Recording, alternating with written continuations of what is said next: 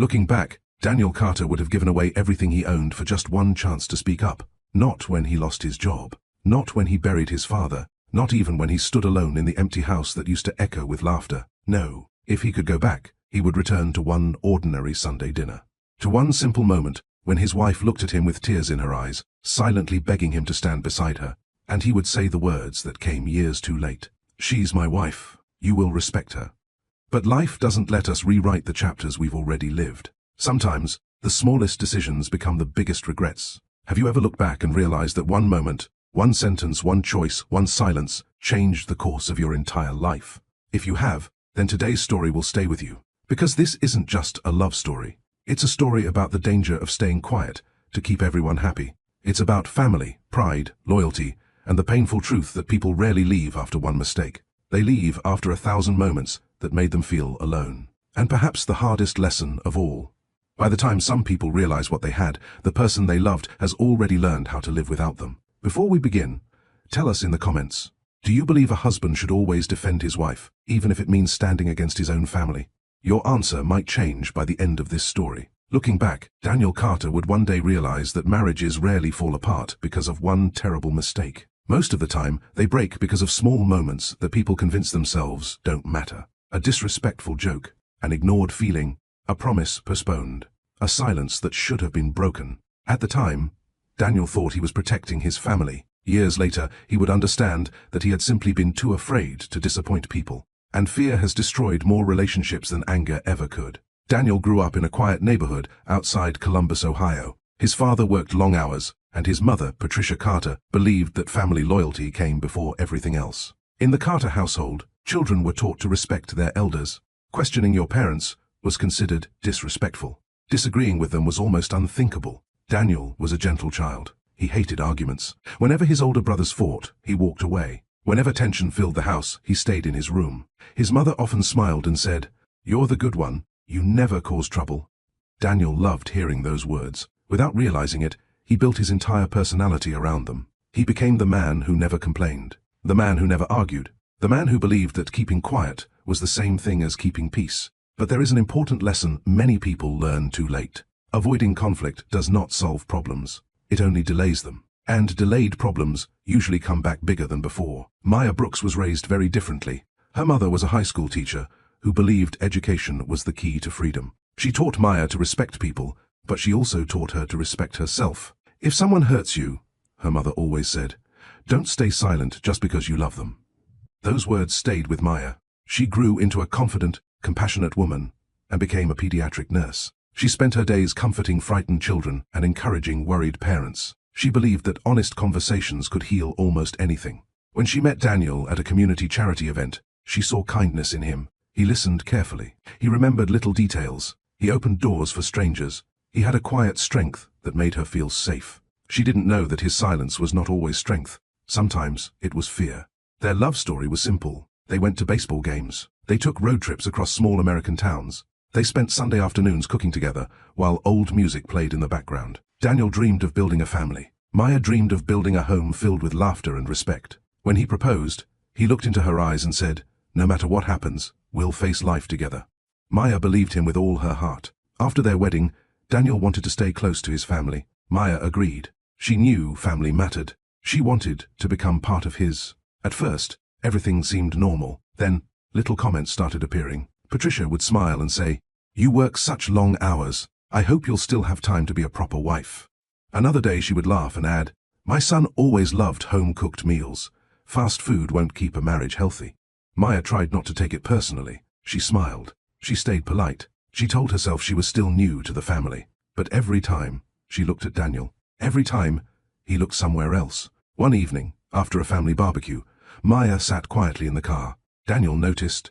"Everything okay?" She waited a moment. "Can I ask you something?" "Sure." "If someone was disrespecting you, I'd stand up for you." Daniel nodded. "I know." She looked at him. "Would you do the same for me?" The question caught him off guard. "Of course I would."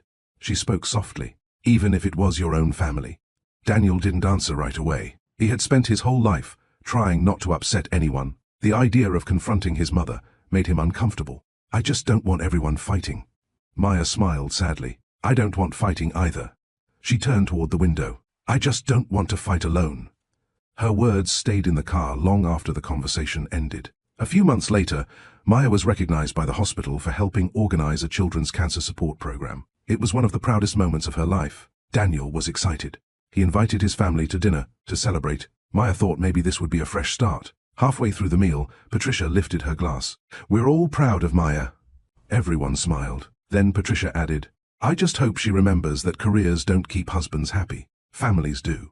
A few people laughed. Maya didn't. She looked at Daniel. He heard every word. He knew it was unfair. He knew his wife was hurting. He knew one simple sentence could stop it. But old habits are hard to break. He lowered his eyes and stayed silent. The conversation moved on. Maya's heart did not. On the drive home, neither of them spoke. The city lights passed across the windshield. Finally, Maya broke the silence. "Do you know what hurts the most?" Daniel tightened his hands around the steering wheel. "What?" "It's not what your mother says." He looked at her. "It's that every time she says it, I realize I'm standing there by myself." Daniel wanted to explain. He wanted to say he hated arguments. He wanted to say he was trying to keep everyone together. But excuses cannot heal wounds. And love cannot grow where one person always feels abandoned. The drive home felt longer than it really was. Daniel kept both hands on the steering wheel, staring at the road ahead. Maya sat beside him, watching the lights from passing cars disappear into the darkness. Neither of them spoke. Sometimes silence can feel peaceful. Other times, it feels like a wall that grows taller every minute. When they finally reached home, Maya took off her shoes and walked into the kitchen. Daniel followed her. "I know tonight wasn't easy," he said. She nodded without turning around. "I wish she hadn't said that." Maya slowly placed her purse on the counter. "But she did." Daniel sighed. "She doesn't always think before she speaks." Maya finally looked at him. "And you don't always speak when you should." The words hit him harder than he expected. "I don't like fighting." "I know. I just don't want to make things worse." A tired smile crossed her face. "Daniel, have you ever thought that maybe you're making them worse by pretending they don't exist?" He didn't answer, because somewhere deep inside, he was beginning to wonder if she was right. The next few weeks were calm. At least, they looked calm from the outside. Daniel went to work every morning. Maya continued her long shifts at the children's hospital. They still ate dinner together. They still watched movies on Friday nights. They still kissed each other goodbye. But something had changed. The conversations were shorter. The laughter came less often. And Maya stopped telling him about the small things that happened during her day. Daniel noticed. He simply didn't know how to fix it. Many people believe relationships end when people stop loving each other. Often, they begin to end when people stop talking. One Saturday morning, Maya was watering flowers on the front porch when their elderly neighbor, Mrs. Harrison, walked over. "You two doing all right?" she asked with a warm smile. Maya looked surprised. "Why do you ask?" "Oh," the older woman laughed softly. "I've been married 50 years. You learn to recognize quiet." Maya smiled politely. Mrs. Harrison pointed toward the flowers. "You know, plants die 2 ways." Maya looked down.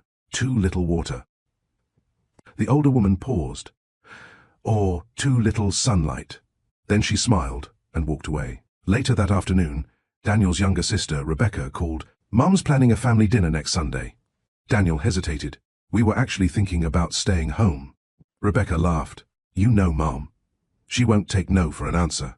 Daniel promised he would talk to Maya. When he walked into the living room, she was reading a book. "My family wants us over next Sunday." She quietly closed the book. "I don't think I'm ready. It's only dinner." It never feels like only dinner. Daniel sat beside her. "They're still my family."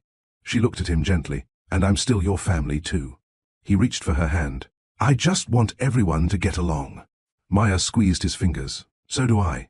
Then she let go. But wanting something and doing something aren't always the same.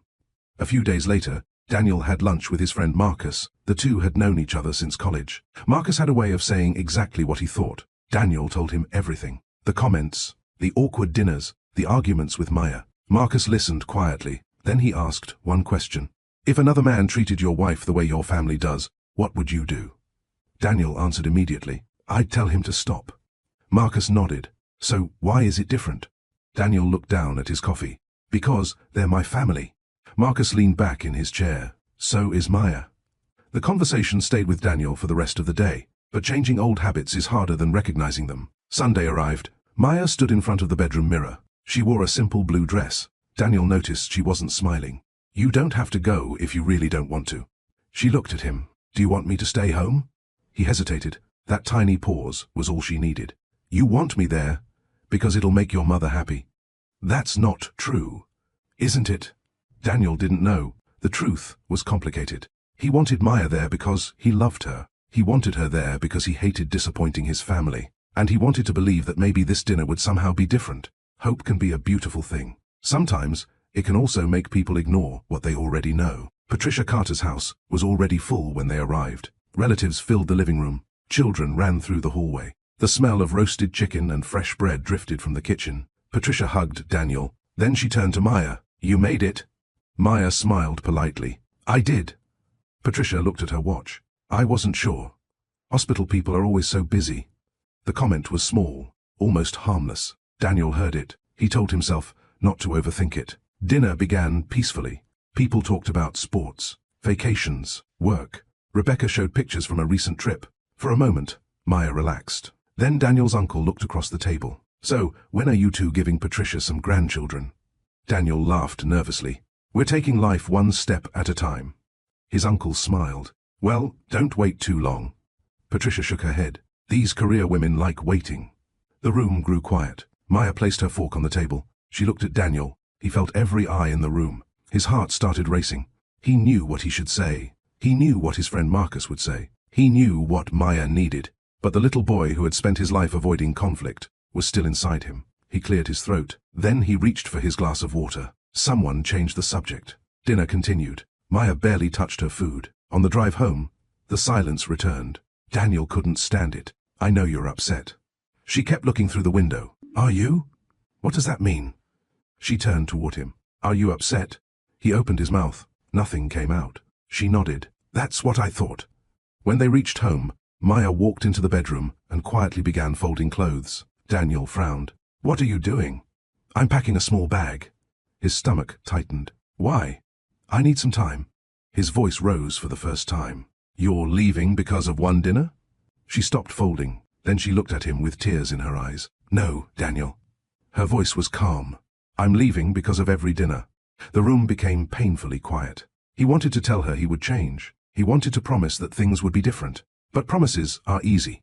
People trust patterns. And the pattern she had lived with was a husband who always chose silence. Maya zipped the bag shut. I'll stay with my mother for a little while. Daniel took one step toward her. When are you coming back? She held the bag tightly. I don't know. Then she walked past him.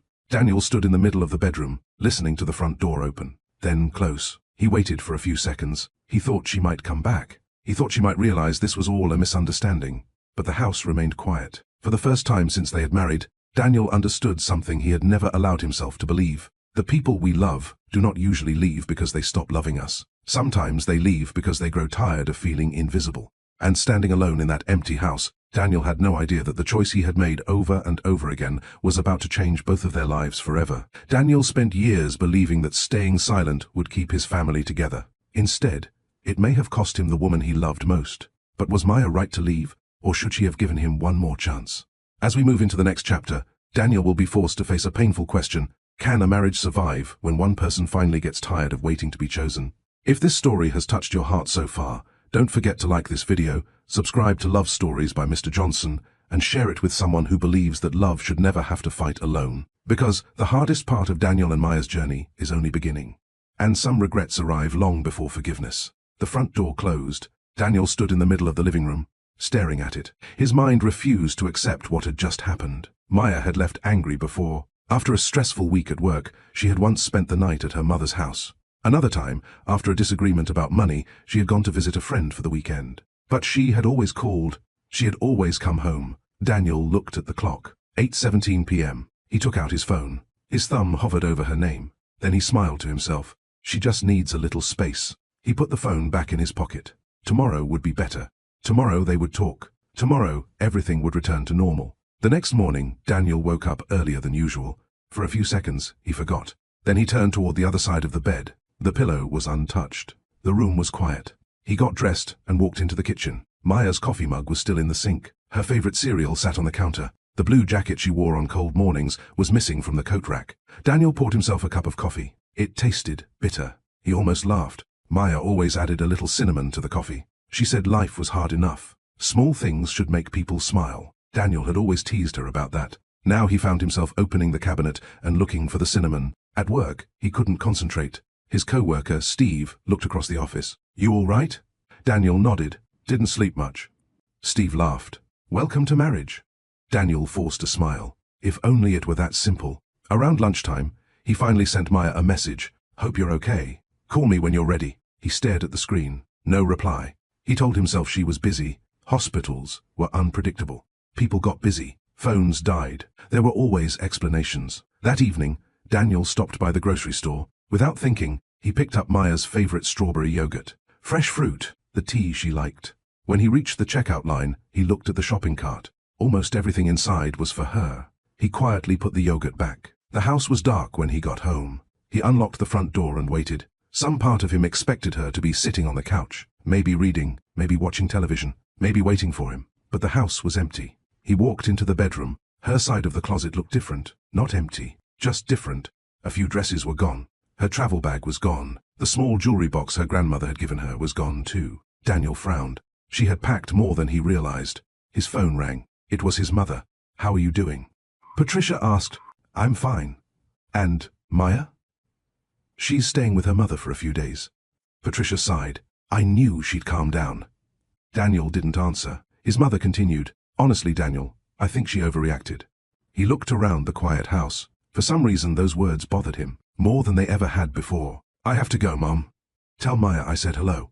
Daniel ended the call. He didn't know why, but for the first time, saying hello on behalf of someone else felt dishonest. 3 days passed. Still no call. Still no message. Daniel kept expecting to hear her keys at the front door. He kept looking up every time a car stopped outside. On the 4th evening, he decided to drive to Angela Brooks's house. The entire trip, he rehearsed what he would say. "I'm sorry. Let's go home. We'll figure this out." He parked across the street.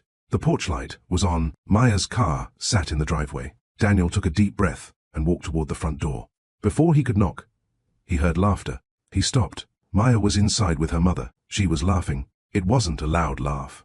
It wasn't the kind she used to have with him, but it was real. Daniel suddenly realized something that made his chest ache. The world had not stopped because she left. She was learning how to live without him. He quietly turned around and walked back to his car. He told himself he was doing the right thing. He didn't want to pressure her. He didn't want to make a scene. He would wait a little longer. Waiting had always felt easier than confronting difficult things. He drove home, alone. The next Saturday, Daniel decided to clean the house. He wasn't sure why. Maybe he wanted to stay busy. Maybe he wanted Maya to come home to a clean place. He folded blankets, vacuumed the floors, organized the kitchen. Then he walked into the spare bedroom. A cardboard box sat in the corner. Maya had packed it weeks ago. She had said they should donate old clothes and books. Daniel had forgotten all about it. He opened the box. Inside were photo albums, old birthday cards, movie tickets, wedding souvenirs. He smiled as he picked up a framed picture from their honeymoon. Behind it was a white envelope. His name was written across the front.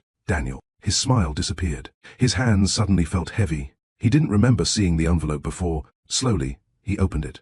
Inside was a folded piece of paper. Just one page. At the top, in Maya's handwriting, were 6 words that made his heart stop.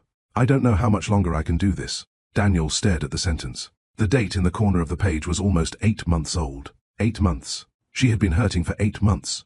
And he had never even noticed. He slowly sat down on the floor. The letter trembled in his hands. Then he turned the page to read the rest. Daniel stared at the paper in his hands. His heart pounded so hard that he could hear it. The date was there in black ink. 8 months earlier. Long before Maya packed a bag. Long before she walked out of the house. Long before that last family dinner. He slowly unfolded the page. The first line was simple. "Daniel, I don't know if I'll ever give this to you." He swallowed. Then he kept reading. "I know you love me. I have never doubted that. What I doubt is whether you see what is happening to us. Every time I leave your parents' house, I tell myself things will get better.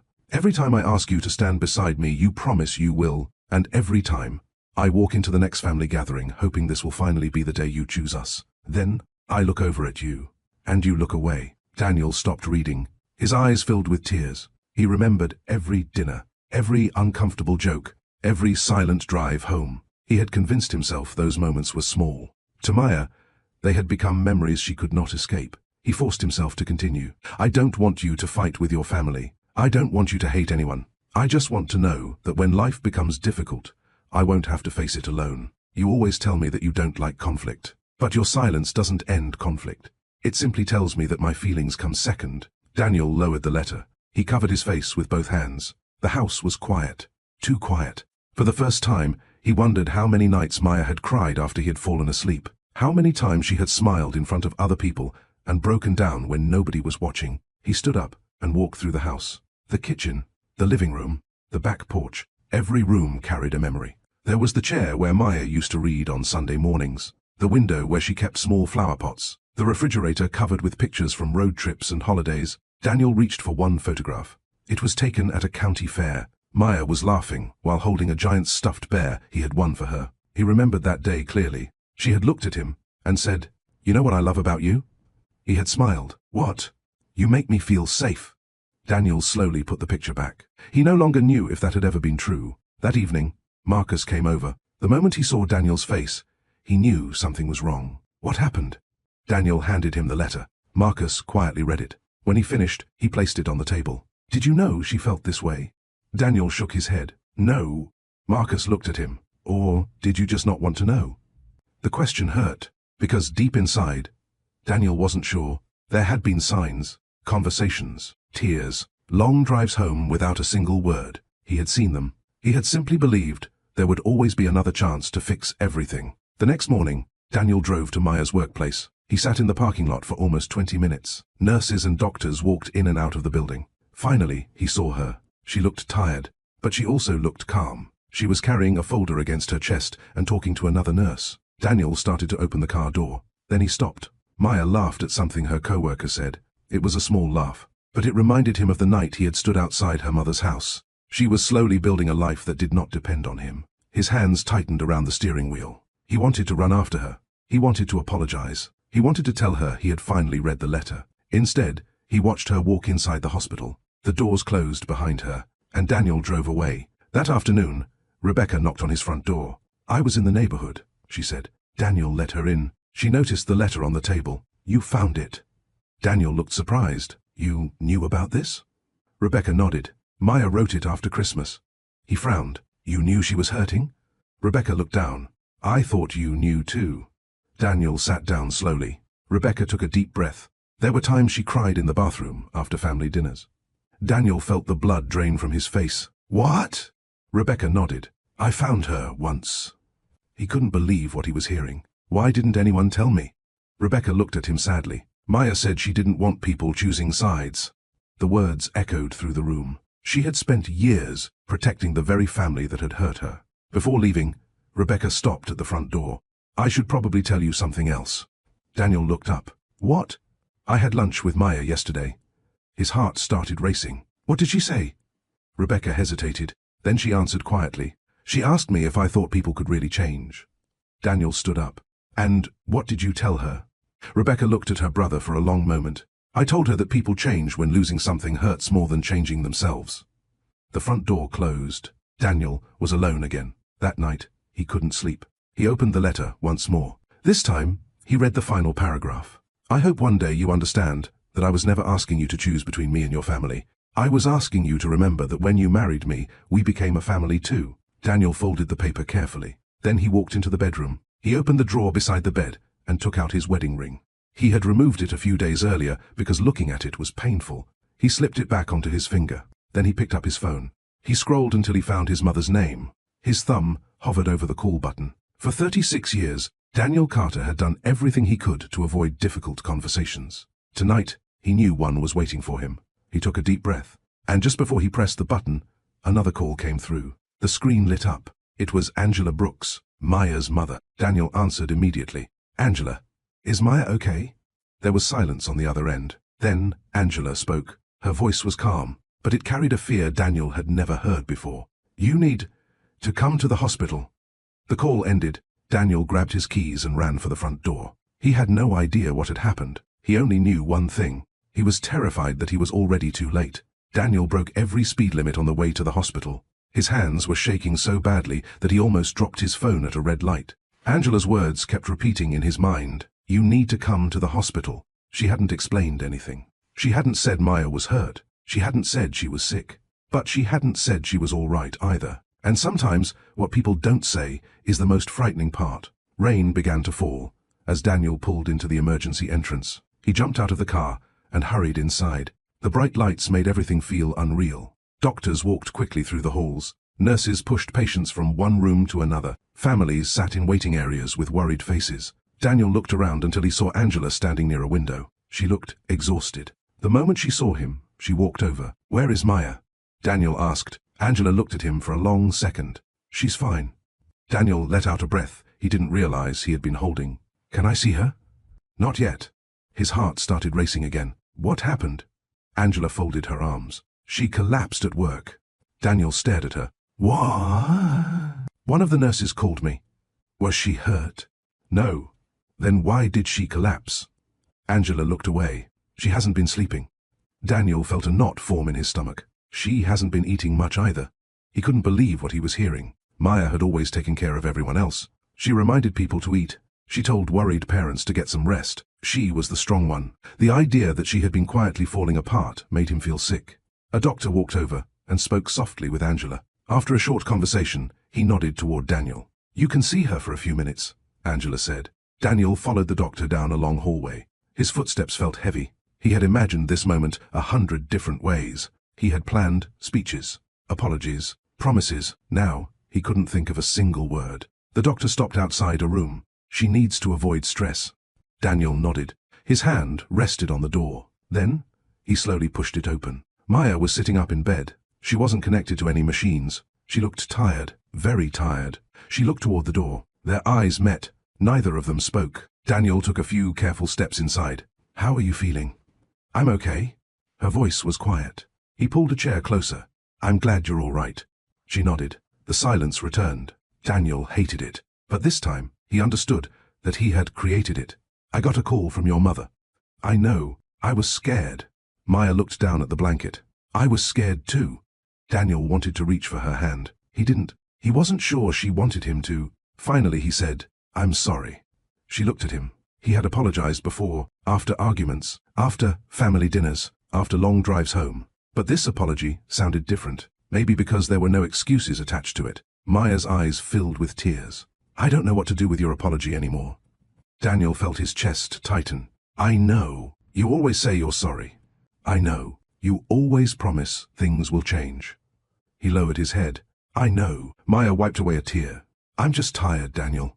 He had never heard her sound so defeated. A nurse knocked gently and entered the room. "Visiting time is almost over." Daniel stood up. "I'll leave." Maya nodded. As he reached the door, she spoke. "Daniel." He turned around. "When I left the house." She stopped for a moment. "I honestly thought you would come after me." He stared at her. She smiled sadly. "But you didn't." Daniel couldn't answer, because she was right. He had stood outside her mother's house. He had seen her. He had walked away. He had convinced himself he was giving her space. Now he wondered if she had seen it as one more sign that she was fighting alone. Outside the room, Angela was waiting. "Can we talk?" she asked. Daniel nodded. The two of them walked to the hospital cafeteria. Neither touched the coffee they ordered. Angela finally broke the silence. "Do you know why Maya stayed as long as she did?" Daniel shook his head. "Because she loved you." He closed his eyes. "I love her too." Angela nodded. "I know." "Then why did everything end like this?" Angela looked at him carefully. "Because love wasn't the problem." Daniel looked confused. "You stopped seeing what she was carrying." He didn't argue. He couldn't. Angela continued. "There were nights she came home from your parents' house and cried herself to sleep." Daniel looked down. "There were mornings she sat in my kitchen wondering if she was asking for too much." He covered his face with his hands. Angela's voice softened. "She wasn't asking you to choose between her and your family." "I know. She was asking you to remember that she was your family." When Daniel finally left the hospital, it was almost midnight. The rain had stopped. He sat inside his car without turning on the engine. His phone buzzed. It was a message from Rebecca. "Mom wants everyone over for dinner tomorrow night." Daniel stared at the screen. A few minutes later, another message arrived. "She thinks Maya is making a big mistake." Daniel read it twice. Then, a third message appeared. She said, "If Maya can't handle the family, maybe she was never the right woman for you." Daniel felt something inside him shift. For years, he would have ignored the comment. For years, he would have changed the subject. For years, he would have told himself that keeping quiet was easier. He looked back at the hospital building.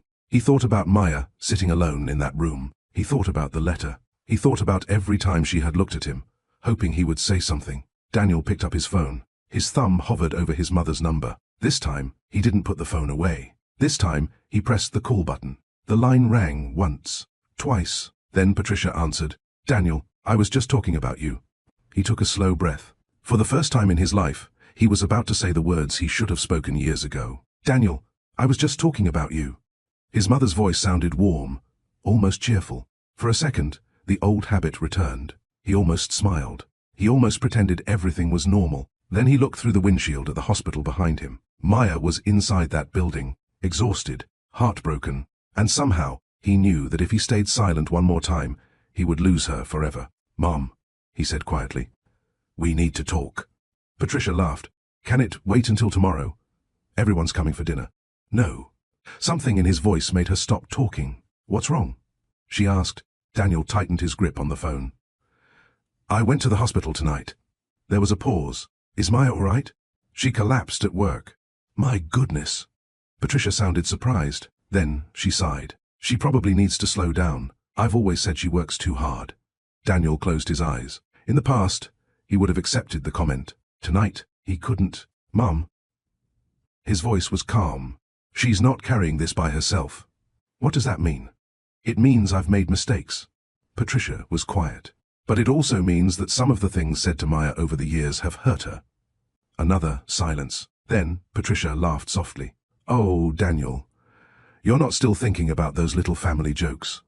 He looked down at the dashboard. To his mother, they were jokes. To Maya, they had become wounds. They weren't jokes to her. Patricia's tone changed. "So, now I'm the bad person?"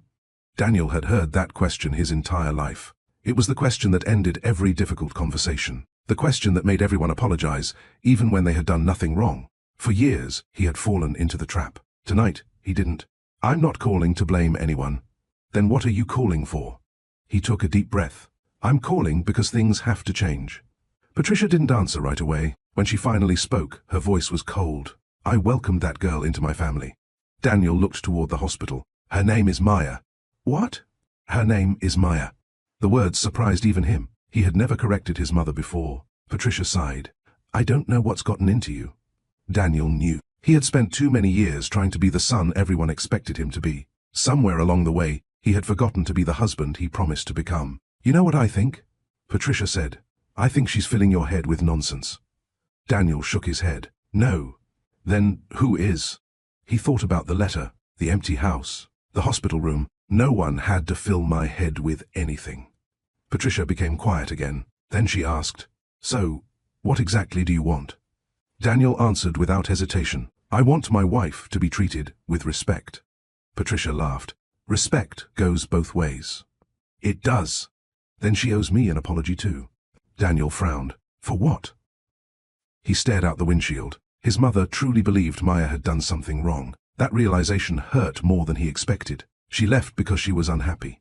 People don't walk out of a marriage because they're unhappy. They do when they feel alone. The conversation ended badly. Patricia refused to apologize. Daniel refused to argue. But for the first time in his life, he didn't give in. He ended the call with 4 words his mother had never heard from him. "I can't agree with that." Then he hung up. The next afternoon, Daniel went back to the hospital. Angela met him outside the room. "She's resting." He nodded. "I don't want to upset her." Angela studied his face. "You talked to your mother." Daniel looked surprised. "How did you know?" She smiled sadly. "Your face." He almost laughed. "I should have done it years ago."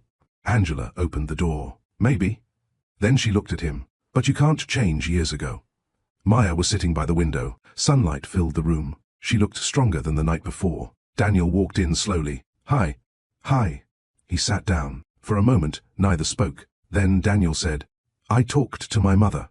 Maya looked at him. "And?" "I told her things have to change." She didn't react. "I told her you deserve respect." Still nothing. "I should have said it a long time ago." Maya looked out the window. "I spent a long time waiting to hear that." Daniel nodded. "I know." She turned back toward him. "No, Daniel." Her voice was soft. "You don't know." He felt his chest tighten. "I waited during birthdays." She looked down at her hands. "I waited at Christmas." Her eyes filled with tears. I waited through family dinners, vacations, and ordinary Sundays. Daniel couldn't look away, and every single time. She paused. I told myself that maybe next time you would choose us. A tear rolled down her cheek. But eventually people stopped waiting. Daniel wanted to promise her everything. He wanted to promise he would change. He wanted to promise the future would be different. But he remembered something Marcus had once told him. People trust actions more than words. So he simply said, I'm going to prove it. Maya looked at him for a long moment. Then she quietly asked, what if it's too late?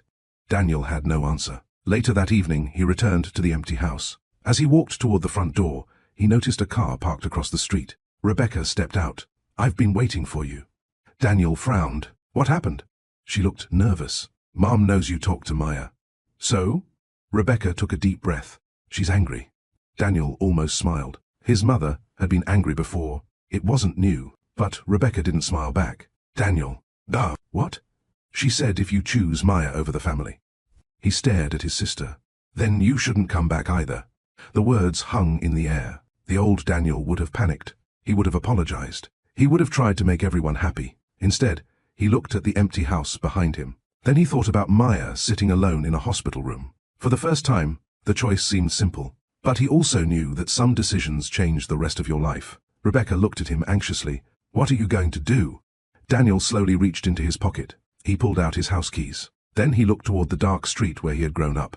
And for the first time, he wondered if saving his marriage might mean losing the family he had spent his whole life trying to protect. Daniel barely slept that night. Rebecca's words kept replaying in his mind. If you choose Maya over the family, then you shouldn't come back either. He had spent his entire life trying to avoid that exact moment. As a boy, he learned that keeping everyone happy was the safest choice. As a man, he built his marriage around that same belief. Now, he was beginning to understand something he had never wanted to admit. Trying to please everyone had left the two people he cared about most standing on opposite sides of a line, and sooner or later, he was going to have to choose where he stood. The next morning, Daniel went to work. He tried to focus. He opened emails, answered phone calls, attended a meeting, but his mind stayed somewhere else. Just before lunch, his phone buzzed. It was a message from Rebecca. Mom is having everyone over tonight. She expects you to come. A few seconds later, another message arrived.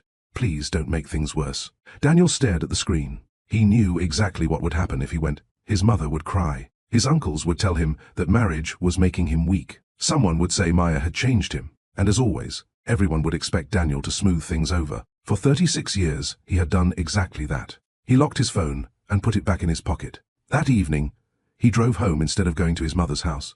He had just stepped inside when someone knocked at the door. It was Marcus. I figured you'd need company. Daniel managed a small smile. You always show up at the right time. Marcus looked around the empty living room. Any word from Maya? Daniel shook his head. No. Marcus handed him a small paper bag. Inside were 2 cheeseburgers and fries. Daniel laughed quietly. I don't think I've eaten all day. Marcus sat down. For a while, neither man spoke. Finally, Marcus asked, Are you going to your mother's dinner? No. Marcus nodded. What are you going to do instead? Daniel looked around the house. I don't know. Marcus leaned back. Then, let me ask you something. Daniel waited. If Maya walked through that front door right now and asked you to leave all this behind and start over somewhere else? He looked directly at Daniel. Would you do it? Daniel didn't answer. Not because he didn't know, because he was afraid of what the answer meant. Across town, Maya had been discharged from the hospital. Angela insisted she stay at her house for a while. You need to rest. I'm fine, Mom. Angela smiled. No, you're strong. She placed a blanket over Maya's legs. Those are 2 different things. Maya looked out the window. She had turned her phone off. She wasn't ready for conversations. She wasn't ready for apologies. She wasn't even sure she was ready to think about Daniel. Angela sat beside her. Do you want to know something? Maya looked over. When I was your age, I believed love could fix everything. A small smile crossed Maya's face. What changed your mind? Angela took a slow breath. I learned that love and effort are not the same thing. The room became quiet. After a while, Maya asked, Do you think people can change? Angela looked at her daughter. I think they can. Maya's eyes filled with uncertainty. But I also think people have to want to change more than they want to stay comfortable. That same evening, Patricia Carter sat at the head of the dining table. The family had gathered. Everyone was there, except Daniel. His empty chair seemed to irritate her more than she expected. Rebecca noticed. Maybe he's with Maya. Patricia placed her fork on the table. He should be here. One of Daniel's uncles nodded.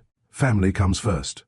Rebecca looked around the table. She had stayed quiet for years. She had watched Maya smile through uncomfortable dinners. She had watched her brother say nothing. And suddenly, she was tired too. What if Maya is his family? The room became silent. Patricia looked at her daughter. What did you say? Rebecca swallowed. I said, what if she is the family he should be protecting? Patricia stood up. I will not have this conversation in my house. Rebecca slowly pushed her chair back. Maybe that's been the problem. Every eye in the room followed her as she walked toward the front door. Patricia called after her. If you leave now, don't expect an apology from me. Rebecca stopped. Then she quietly answered, I'm not the one waiting for one. The front door closed. Daniel was sitting on the back porch when his phone rang. It was Rebecca. He answered immediately. What's wrong? I left Mom's house. Daniel sat up. What happened? I told her the truth. He was quiet. How bad was it? Rebecca laughed sadly. You know our family. Daniel looked out into the dark yard. I'm sorry. For what? For making you deal with this alone. Rebecca smiled. I wasn't alone. He frowned. What do you mean? She hesitated. Then she said, I think Maya was alone for both of us. The words stayed with Daniel long after the call ended. The next morning, he made a decision. He drove to Angela's neighborhood.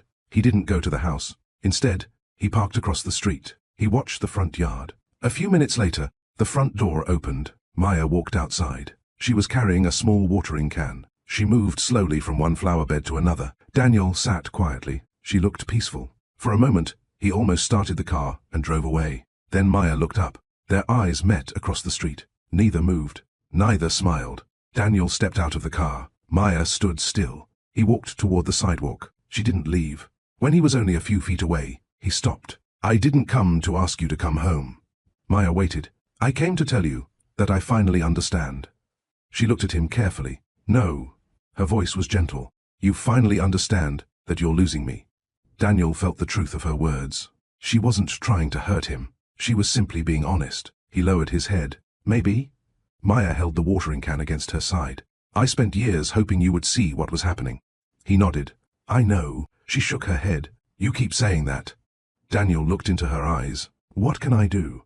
For the first time since they had met, Maya didn't have an answer. She looked away. Then she quietly said something Daniel never expected to hear. I don't know if I want you to fix this anymore. The words hit harder than any argument ever could. Daniel stood frozen. He had spent weeks afraid that Maya would leave. Now he was facing something even worse. The possibility that she had already let him go. Just then, the front door opened behind her. Angela stepped outside. She looked from Maya to Daniel. Then she spoke. There's someone inside who wants to see you. Daniel frowned. Who? Angela hesitated. Then she answered, your father. Daniel stood perfectly still. He thought he had heard Angela wrong. My father? Angela nodded. He's been here for almost an hour. Daniel looked past her toward the house. His father, Richard Carter, rarely visited anyone. After retiring, he had become even quieter than before. Most family gatherings revolved around Patricia. Richard usually sat in the corner, reading a newspaper or watching television. He rarely interrupted anyone. He rarely argued, and he almost never spoke about feelings. Daniel looked at Maya. She looked just as surprised. I didn't know he was coming, she said. Angela stepped aside. He asked if he could talk to both of you. Daniel slowly walked toward the house. His heart was beating almost as hard as it had the night Angela called from the hospital. Richard was sitting in the living room. A cup of untouched coffee rested on the table beside him. His hair had turned almost completely grey. The lines on his face seemed deeper than Daniel remembered. When he looked up, father and son simply stared at each other. Finally, Richard stood. You look tired. Daniel almost laughed. So do you. For a moment, neither man knew what to say. Angela quietly led Maya into the kitchen, giving them privacy. Richard looked around the room. Then he spoke. Your mother told me what happened. Daniel folded his arms. I'm sure she did. Richard nodded. She thinks you've turned against the family. Daniel looked toward the kitchen where Maya was. I haven't turned against anyone. Richard looked at his son carefully. Then what are you doing? Daniel answered honestly. I'm trying to save my marriage. Richard sat back down. For a long moment, he said nothing. Then he asked a question Daniel had never expected. Do you know why I came here? Daniel shook his head. Richard looked toward the window. Because I made the same mistake you're making. Daniel frowned. What do you mean? His father smiled sadly. I spent 40 years keeping quiet. The room became completely still. Daniel had never heard his father talk like this. Not once. Richard leaned forward. When your mother and my own parents disagreed, I stayed silent. Daniel listened. When your mother hurt people's feelings, I stayed silent. His voice grew quieter. When she hurt mine. He paused. I stayed silent then too. Daniel felt something tighten in his chest. As a child, he had believed his father was strong. Now, he was seeing a different man, a tired man, a regretful man. I thought I was keeping the family together, Richard continued. I told myself that avoiding arguments made me a good husband. Daniel slowly sat down. But all I really did. His father looked at his hands. Was, teach my children that silence was normal. Daniel couldn't speak. Memories rushed back. His father sitting quietly at dinner. His mother making every decision. Arguments ending because one person stopped talking. He had learned that behavior somewhere. Now, he knew exactly where. Richard looked at him. I watched you become me. The words cut deep. And I never stopped it. Daniel looked toward the kitchen. Maya was talking quietly with Angela. She couldn't hear them. I don't know how to fix this. Richard nodded. You may not be able to. Daniel stared at his father. But if you really love her. Richard paused. Don't spend the rest of your life waiting for the perfect moment to do the right thing. A few minutes later, Maya walked back into the room. She smiled politely at Richard. He stood up. I owe you an apology. Maya looked surprised. You don't have to. Yes, Richard interrupted gently. I do. The room fell silent. I watched things happen. He looked down. I knew they were wrong. Maya didn't speak, but I told myself it wasn't my place. His eyes filled with regret, and because I stayed quiet, my son learned to stay quiet too. Maya looked at Daniel, then back at Richard. I never wanted to break your family apart. Richard shook his head. You didn't. His voice was steady. We did. After a while, Richard decided to leave. At the front door, he stopped beside Daniel. Your mother is angry. Daniel nodded. I know. Richard placed a hand on his son's shoulder. She's also afraid. Daniel frowned. Afraid of what? Richard looked back at the house. People who always control everything are often the ones most afraid of losing it. Then he walked away. The afternoon passed quietly. Daniel and Maya sat on the back porch. A small wooden table stood between them. For the first time in weeks, there was no argument. No raised voices. No family around them. Just two people who had loved each other and didn't know what came next. Daniel finally spoke. My father said he watched me become him. Maya looked at him. Do you think that's true? He nodded. I do. She looked out at the garden. I used to wonder why you never fought for us. Daniel waited. I thought maybe I wasn't worth the trouble. He immediately shook his head. No. Then what was it? He took a long breath. I was afraid. Maya looked at him carefully. Of my mother. Of disappointing people. He looked down at his hands. Of conflict. A tear rolled down Maya's cheek. You know what I was afraid of? Daniel shook his head. I was afraid that one day I'd stop recognizing myself. The words settled heavily between them. As the sun began to set, Daniel stood up. I want to ask you something. Maya looked at him. Would you go to dinner with me tomorrow? She seemed surprised. Just dinner? He nodded. No family. No arguments. No promises I can't keep. She looked away. I don't know. Daniel accepted the answer. He didn't push. He didn't beg. He simply nodded. If you change your mind, I'll be waiting. He turned and started walking toward his car. Daniel, he stopped. He looked back. Maya stood on the porch holding the railing. You said you finally understand. I do. She held his gaze. Then understand this too. His heart raced. I still love you. Hope flickered across his face. Then she finished speaking. But I'm not sure I can trust you anymore. Daniel nodded slowly. He didn't argue. He didn't make excuses. He simply got into his car and drove away. That night, he returned to the empty house. As he walked to the mailbox, he noticed a large envelope. There was no return address. His name was written across the front. He carried it inside and placed it on the kitchen table. Slowly, he opened it. Several photographs slipped onto the floor. Daniel bent down and picked up the first one. It was a picture from his wedding day. He and Maya were smiling at each other. Someone had circled a sentence from their wedding vows in black ink. I will stand beside you, no matter who stands against us. His hands started shaking. He looked inside the envelope again. There was one more item, a folded document. He opened it. His face turned pale. At the top of the page were 3 words: petition for divorce. Daniel sat at the kitchen table for a long time. The divorce papers remained open in front of him. He read the first page, then the second, then he stopped. The words had become blurry. He closed his eyes. Somewhere in the house, the old wall clock continued to tick. The sound seemed louder than usual. He remembered the day he and Maya bought that clock. They had spent an entire Saturday decorating their first home. Maya had stood in the middle of the living room and laughed. This place finally feels like ours. Daniel had wrapped his arms around her. It always will. Back then, he believed promises lasted simply because people meant them. He was beginning to understand that promises survive only when people protect them. He looked at the documents again. Maya had signed them. The date was from 3 days earlier. 3 days. She had made the decision while he was sitting alone, believing she only needed time. His phone was lying beside the papers. He picked it up. He thought about calling her, then he put it back down. What could he possibly say? Don't leave? She had asked him not to leave her side for years. Stay? She had spent years asking him to stand beside her. He realized something painful. The words he needed now were the same words Maya had needed long ago. The next morning, Daniel took the day off from work. He drove to the office of the attorney whose name appeared on the documents. He sat in his car across the street. People walked in and out of the building. Some looked angry. Some looked relieved. Some simply looked tired. Daniel wondered what he looked like. After a few minutes, he started the engine. Then he turned it off again. Finally, he drove away. He wasn't ready. Not to sign. Not to fight. Not to admit that the life he had built was ending. That afternoon, Rebecca came by the house. The moment she saw the papers, she understood. She filed? Daniel nodded. Rebecca sat down across from him. Neither of them spoke for a while. Finally, she asked, "Are you surprised?" Daniel wanted to say yes. He wanted to say he never saw it coming. But the truth had become harder to avoid. No. Rebecca looked at her brother. "I don't think she wanted a divorce." Daniel frowned. "What do you mean?" "I think she wanted a husband who would fight for the marriage." He lowered his eyes. "And when she stopped believing that would happen?" Rebecca looked at the papers. She started protecting herself. Across town, Maya was helping her mother organize old books in the garage. She stacked one box after another. Angela watched her quietly. "You don't have to keep yourself busy every minute." Maya smiled. "If I stop, I think." "And what happens when you think?" Maya placed another book into the box. "I remember." Angela walked over. "Do you want to talk about it?"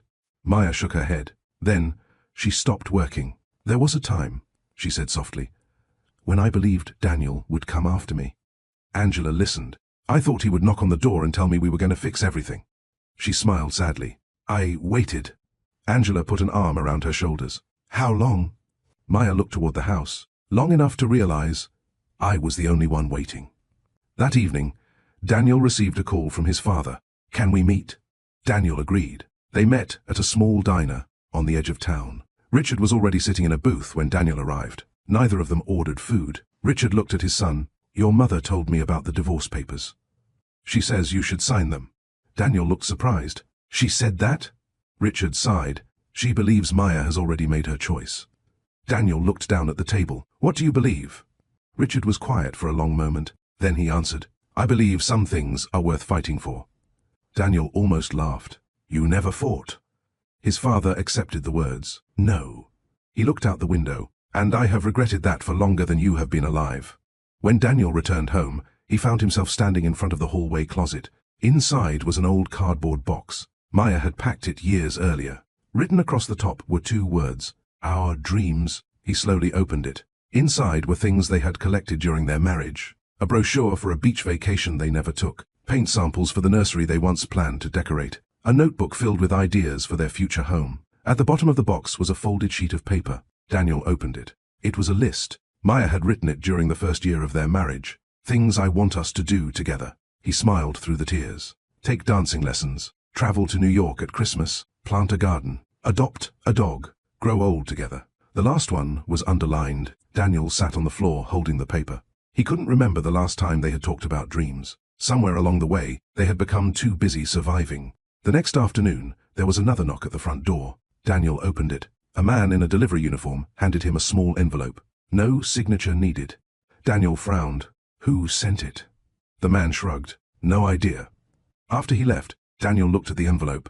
It had no name, no address. He opened it. Inside was a single photograph. It showed Maya standing outside the courthouse. The same courthouse where divorce cases were handled. Written on the back, in handwriting he recognized, were 6 words. I waited longer than you know. Daniel turned the photograph over again. His heart sank, because he knew that handwriting. It belonged to Maya, and for the first time since she walked out of the house, Daniel realized something that terrified him. She wasn't threatening to leave anymore. She had already started saying goodbye. Daniel sat on the living room couch with the photograph in his hand. He read the words over and over. I waited longer than you know. He didn't sleep that night. Every time he closed his eyes, memories returned. Maya standing alone at family dinners. Maya looking out the passenger window during long drives home. Maya asking one simple question. Would you do the same for me?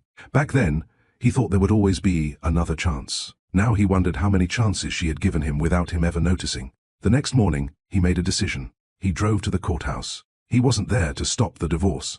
He wasn't there to argue. He simply wanted to understand. The building was busy. People hurried through the hallways carrying folders and paperwork. Daniel sat on a wooden bench in the lobby. An older janitor was mopping the floor nearby. After a few minutes, the man looked over and smiled. Tough day? Daniel nodded. You could say that.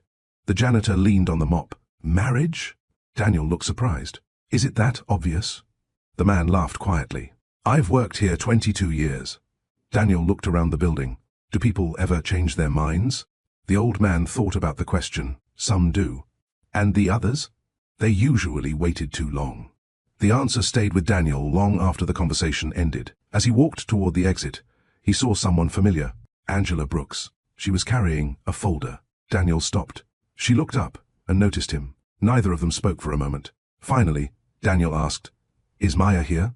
Angela shook her head. No. He looked at the folder. Is that? Angela nodded. The attorney wanted a few documents. Daniel lowered his eyes. So it's really happening. Angela didn't answer. Instead, she sat down on a nearby bench. Daniel sat beside her. After a long silence, Angela spoke. Do you know what Maya did the night before your wedding? Daniel looked at her. No. She couldn't sleep. A small smile crossed Angela's face. She sat in the kitchen until 3 in the morning talking about you. Daniel listened quietly. She said she had finally found a man who made her feel safe. His chest tightened. Angela continued. She believed that no matter what happened in life, you would never let her stand alone. Daniel covered his face with his hands. I failed her. Angela looked at him. Yes. He looked up. But that doesn't mean you never loved her. When Daniel got home, he found his father waiting on the front porch. Richard stood up. I thought you might need this. He handed Daniel a small wooden box. Daniel frowned. What is it? It belonged to your grandfather. They walked inside. Daniel opened the box. Inside were old letters tied together with a faded blue ribbon. My grandfather wrote these. Richard nodded. To your grandmother. Daniel picked one up. The paper was yellow with age. He unfolded it carefully. I was a difficult man to love, the first line read. He looked at his father. Why are you showing me this? Richard sat down. Because your grandfather almost lost his marriage. Daniel looked surprised. He did? Richard nodded. He spent years putting work and pride ahead of his family. What happened? Richard smiled sadly. Your grandmother left. Daniel felt his heart sink. Did she come back? Eventually. Hope flashed across Daniel's face. Then Richard quietly added, but she came back because he changed. The room became silent. Not because he promised to. That evening, Daniel read every letter in the box. Some were short. Some were several pages long. None of them blamed anyone. They were simple, honest. One sentence stood out. The people we love should never have to wonder whose side we're on. Daniel folded the letter and stared out the window. He had spent weeks thinking about what he wanted to say to Maya. Maybe he had been thinking about the wrong thing. Maybe words were no longer enough. The following afternoon, Maya returned to the house she once shared with Daniel. Angela had encouraged her to collect the rest of her belongings. She parked in the driveway and sat in the car for a few minutes. The house looked exactly the same, but it didn't feel the same. She walked to the front door and unlocked it. Daniel wasn't there. She was relieved. She wasn't ready to see him. She quietly walked through the rooms. She packed books, photographs, clothes, little pieces of the life they had built together. When she entered the spare bedroom, she stopped. The cardboard box labeled Our Dreams was sitting on the floor. She frowned. She had left it there. Slowly, she opened it. Everything was inside. Nothing had been thrown away. On top of the box was a single folded note. Maya recognized Daniel's handwriting. Her hands trembled as she opened it. There were only 2 sentences. I spent years asking you to understand me. I should have spent those years understanding you. Maya sat down on the floor. Tears filled her eyes. She folded the note and placed it back in the box. Then she stood up and continued packing. As she carried the last box toward the front door, she heard a car pull into the driveway. Her heart started beating faster. A few seconds later, the front door opened. Daniel stepped inside. Neither of them had expected to see the other. For a moment, they simply stood there. Then Daniel noticed the boxes. Almost everything was gone. The walls looked emptier. The shelves looked emptier. The house looked emptier. He looked at Maya. "You're taking the rest of your things?" She nodded. He wanted to ask her to stop. He wanted to tell her not to leave. But he remembered his grandfather's letters. Promises mean nothing without change. So he stepped aside. Maya looked surprised. He looked at the boxes. "I'll help you carry them." She stared at him. "What?" "I'll help." She didn't understand. Neither did he. But for the first time in a very long time, Daniel wasn't thinking about what was easiest for him. He picked up the heaviest box and walked toward her car. Maya followed quietly. Neither of them spoke. When the last box had been loaded, she opened the driver's door. Daniel stood beside the car. "I hope one day you find peace."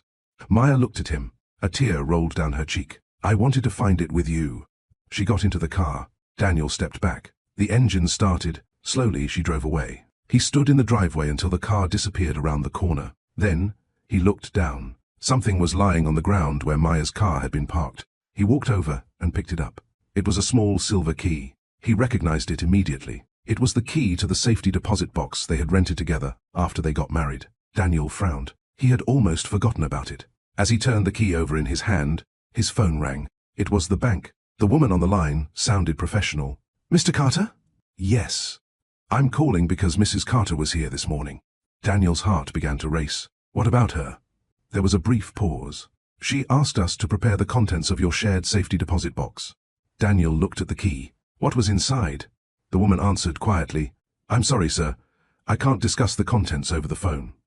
The call ended. Daniel stared at the silver key in his hand. Somewhere inside that box was something Maya had decided he needed to see. And deep down, he was afraid it might be the final chapter of the life they once planned to share. Daniel thought the divorce papers were the hardest thing he would ever have to face. He was wrong. Because Maya has left behind one final piece of their shared life. A secret, locked inside a safety deposit box. A secret filled with dreams they once built together. Dreams that may explain why she finally stopped waiting. If you've been touched by Daniel and Maya's journey, don't forget to like this video, subscribe to Love Stories by Mr. Johnson, and turn on notifications so you never miss the next chapter. Because in Chapter 6, Daniel is about to discover that the greatest heartbreak isn't losing the person you love.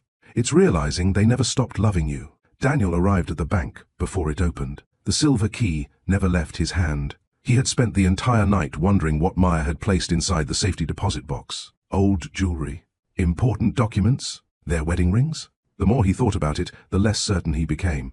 At exactly 9 o'clock, the doors unlocked. A bank employee greeted him politely. "Good morning, Mr. Carter." Daniel nodded. "I received a call yesterday." The woman smiled professionally. "Yes, sir, please follow me." She led him through a quiet hallway and into a secure room. A few minutes later, she returned carrying a small metal box. She placed it on the table. "Take all the time you need." Then she quietly left. Daniel looked at the key. His hands were shaking. Slowly, he unlocked the box. The lid opened. He stared inside.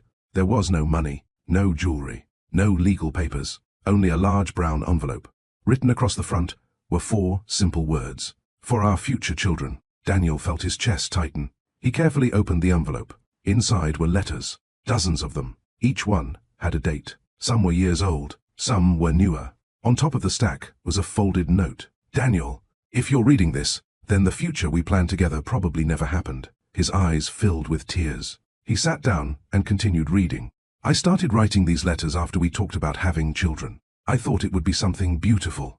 A way for our son or daughter to know who we were before they were born." Daniel looked through the envelope. Every letter had a title. "The day your father proposed," "The first house we bought," "The road trip we never forgot," "The day we dreamed about you." His breathing became unsteady. Maya had been building a future, even while she was hurting. He picked up one of the letters. "Dear little one, your father is one of the kindest people I have ever met." Daniel stopped reading. He closed his eyes. After everything that had happened, Maya had still written those words. He forced himself to continue. He notices when strangers need help.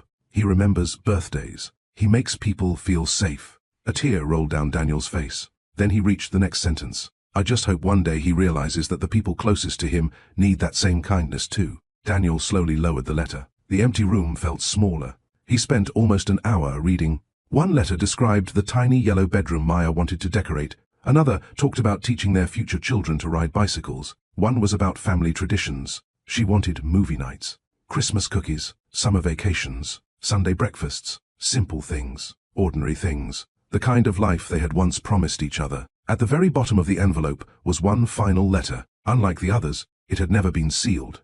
The date was only 2 weeks old. Daniel unfolded it. Dear little one, I don't know if you will ever exist. And if you don't, I want you to know that it wasn't because you weren't loved. Daniel could barely breathe.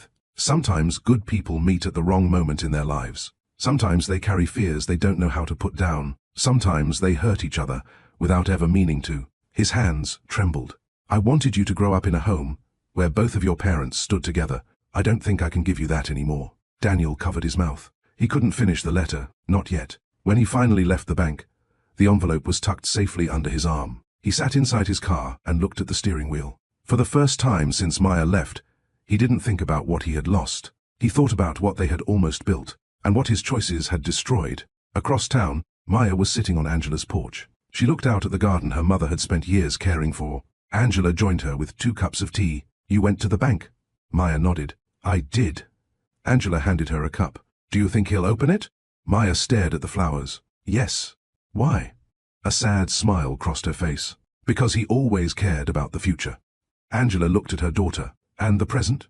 Maya looked away. The present was harder for him. That afternoon, Daniel drove to Marcus's apartment. He carried the envelope with him. Marcus opened the door. You look awful. Daniel managed a weak smile. I feel worse. They sat at the kitchen table. Daniel handed him one of the letters. Marcus read it quietly. When he finished, he looked at his friend. She never stopped loving you. Daniel nodded. I know. Marcus placed the letter down. Then why did she give these up? Daniel looked out the window. Because eventually, hope gets tired too. Later that evening, Daniel returned to the house. He walked into the spare bedroom. The room was almost empty now. The walls where Maya had planned to hang family pictures were bare. He stood there for a long time. Then he opened a closet. Inside was a paint sample card. Soft yellow. Maya had picked it for the nursery. Daniel sat down on the floor. He thought about the letters, the dreams, the future children who would never read them. And for the first time in his adult life, Daniel Carter cried without trying to hide it. The next morning, someone knocked on the front door. Daniel wiped his face and answered. A young woman stood outside. She looked nervous. Mr. Carter? Yes. My name is Olivia. Daniel frowned. I work with Maya. His heart skipped a beat. Is she all right? Olivia nodded. She's fine. Daniel relaxed. Then why are you here? The young nurse looked down at the envelope she was holding. Maya asked me to give you this if she ever decided to go through with the divorce. Daniel slowly took it. What is it? Olivia looked at him sadly. It's something she never wanted you to find out this way. Daniel looked at the envelope. His name was written across the front. Below it, in Maya's handwriting, were 7 words that made the world around him disappear. The reason I stopped believing in us. Daniel stood at the front door holding the envelope. Olivia waited quietly. Aren't you going to open it? She asked. Daniel looked down at Maya's handwriting. For some reason, he was afraid. Not of what she had written, but of the possibility that she had finally given up on him. When did she give you this? He asked. Olivia thought for a moment. About 3 weeks ago. Daniel felt his heart sink. She said if she changed her mind, she'd ask for it back. He looked up. Did she ever ask for it? Olivia slowly shook her head. No. Then she turned and walked away. Daniel stood alone on the porch. The envelope suddenly felt heavier than it should have. He walked inside and sat at the kitchen table. The same table where he and Maya had eaten breakfast together. The same table where they had planned vacations. The same table where they had once talked about children. Slowly, he opened the envelope. Inside was a single folded letter. He unfolded it carefully. The first line stole the air from his lungs. Daniel, this isn't the day I stopped loving you. His eyes filled with tears. He kept reading. I need you to know something. Leaving you was never what I wanted.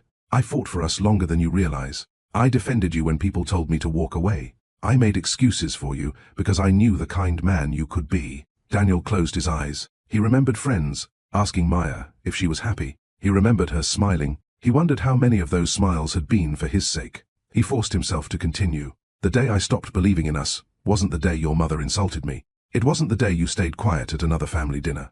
It wasn't even the day I left our home. Daniel's hands trembled. He turned the page. It was the day I realized you saw my pain and believed I would simply learn to live with it.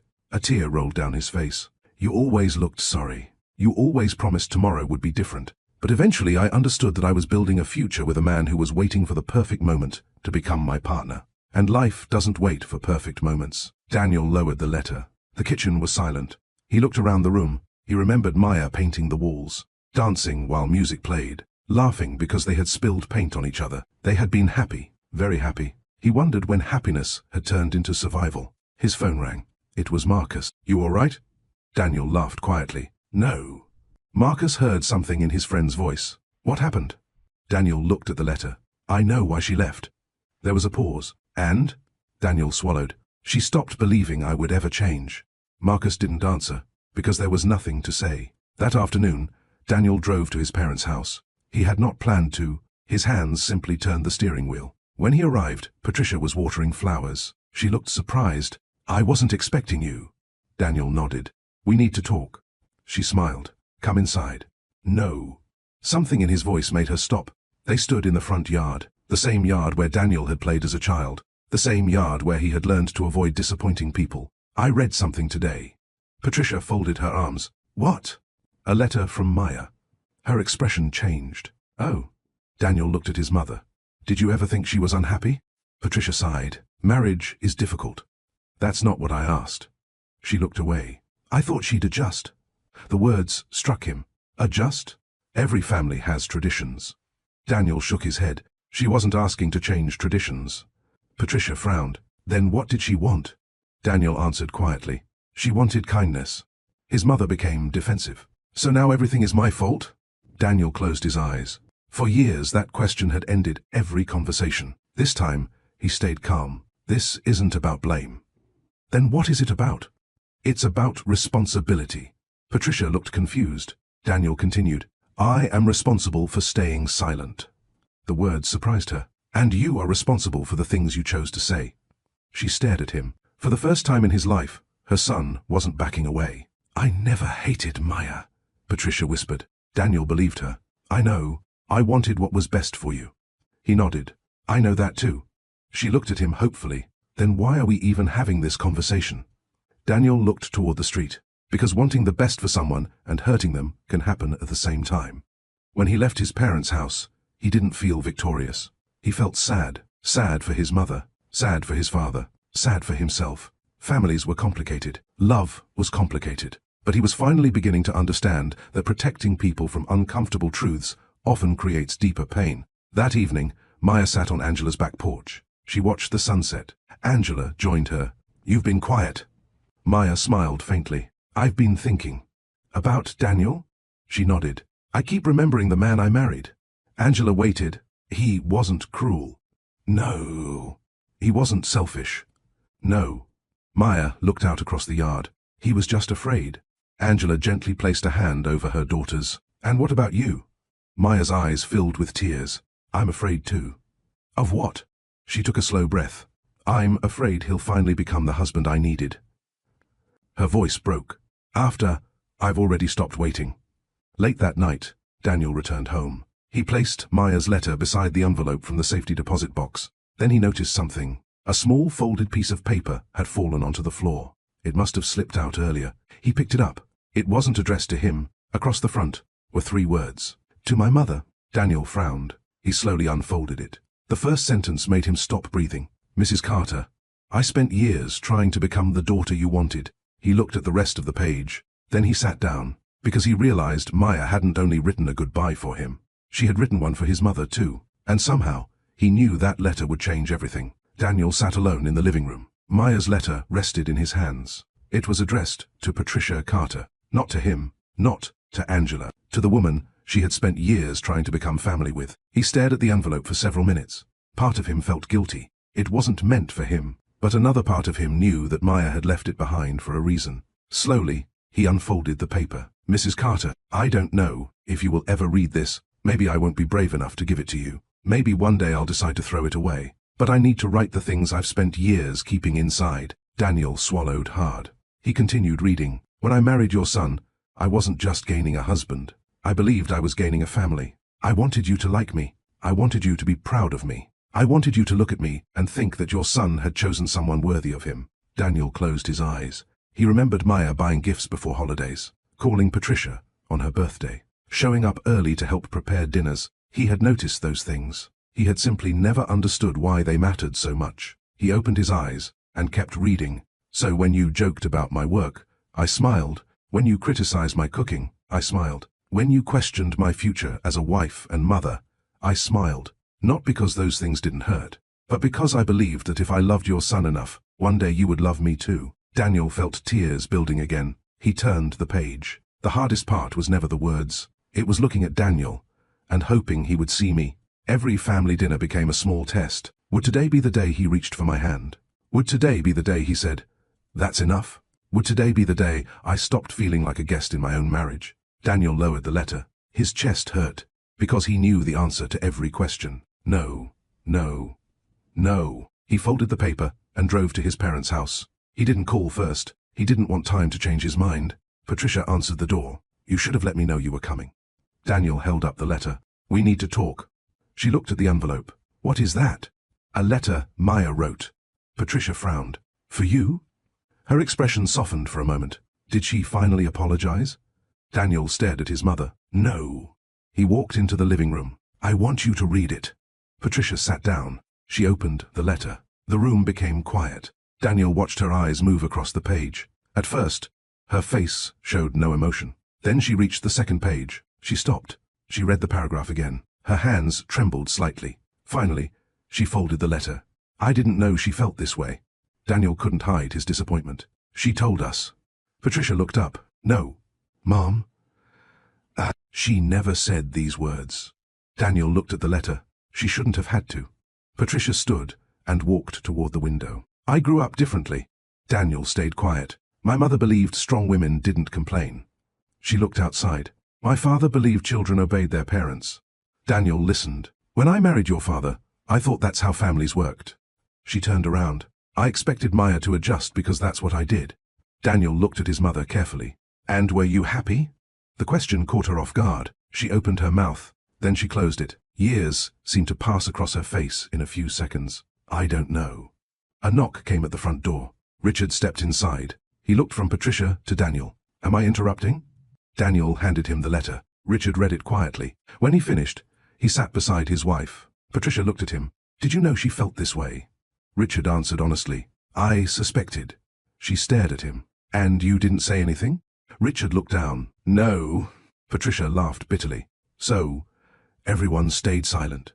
Daniel looked at both of his parents. For the first time, he realized that silence had been passed through generations. Grandfather to father, father to son, fear becoming habit, habit becoming tradition. Across town, Maya was at the hospital. She had returned to work. Olivia was helping organize patient files. She smiled when she saw Maya. "I delivered the envelope." Maya nodded. "I figured you did." Olivia hesitated. "Do you regret it?"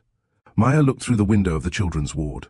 A little boy was laughing while a nurse made balloon animals. She smiled softly. "No." Olivia looked surprised. "You don't?" Maya shook her head. "I regret that things ended this way." She paused. "But I don't regret finally telling the truth." That evening, Daniel returned home. His phone buzzed. It was Rebecca. "Mom has been crying all afternoon." Daniel sat down. A second message arrived. "Dad hasn't left her side once." Daniel stared at the screen. Then, another message came. "I think they're talking about things they've never talked about before." He looked toward the stack of letters on the table. One honest letter had done what years of silence never could. It had forced people to face themselves. The next morning, Daniel heard a car pull into the driveway. He looked through the window. His mother was standing outside. She wasn't carrying a purse. She wasn't dressed for a visit. She looked nervous. Daniel opened the door. Neither of them spoke. Finally, Patricia held out the letter. "I need you to take me somewhere." Daniel frowned. "Where?" She looked down at Maya's handwriting. Then she answered quietly, "I think it's time I apologized to your wife." Daniel looked at his mother in disbelief. For as long as he could remember, Patricia Carter had never apologized to anyone. Not to neighbors, not to friends, not even to family. She believed that time fixed hurt feelings. She believed people simply moved on. Yet, there she stood, holding Maya's letter with trembling hands. "I don't know what to say," Daniel admitted. Patricia looked away. "Neither do I."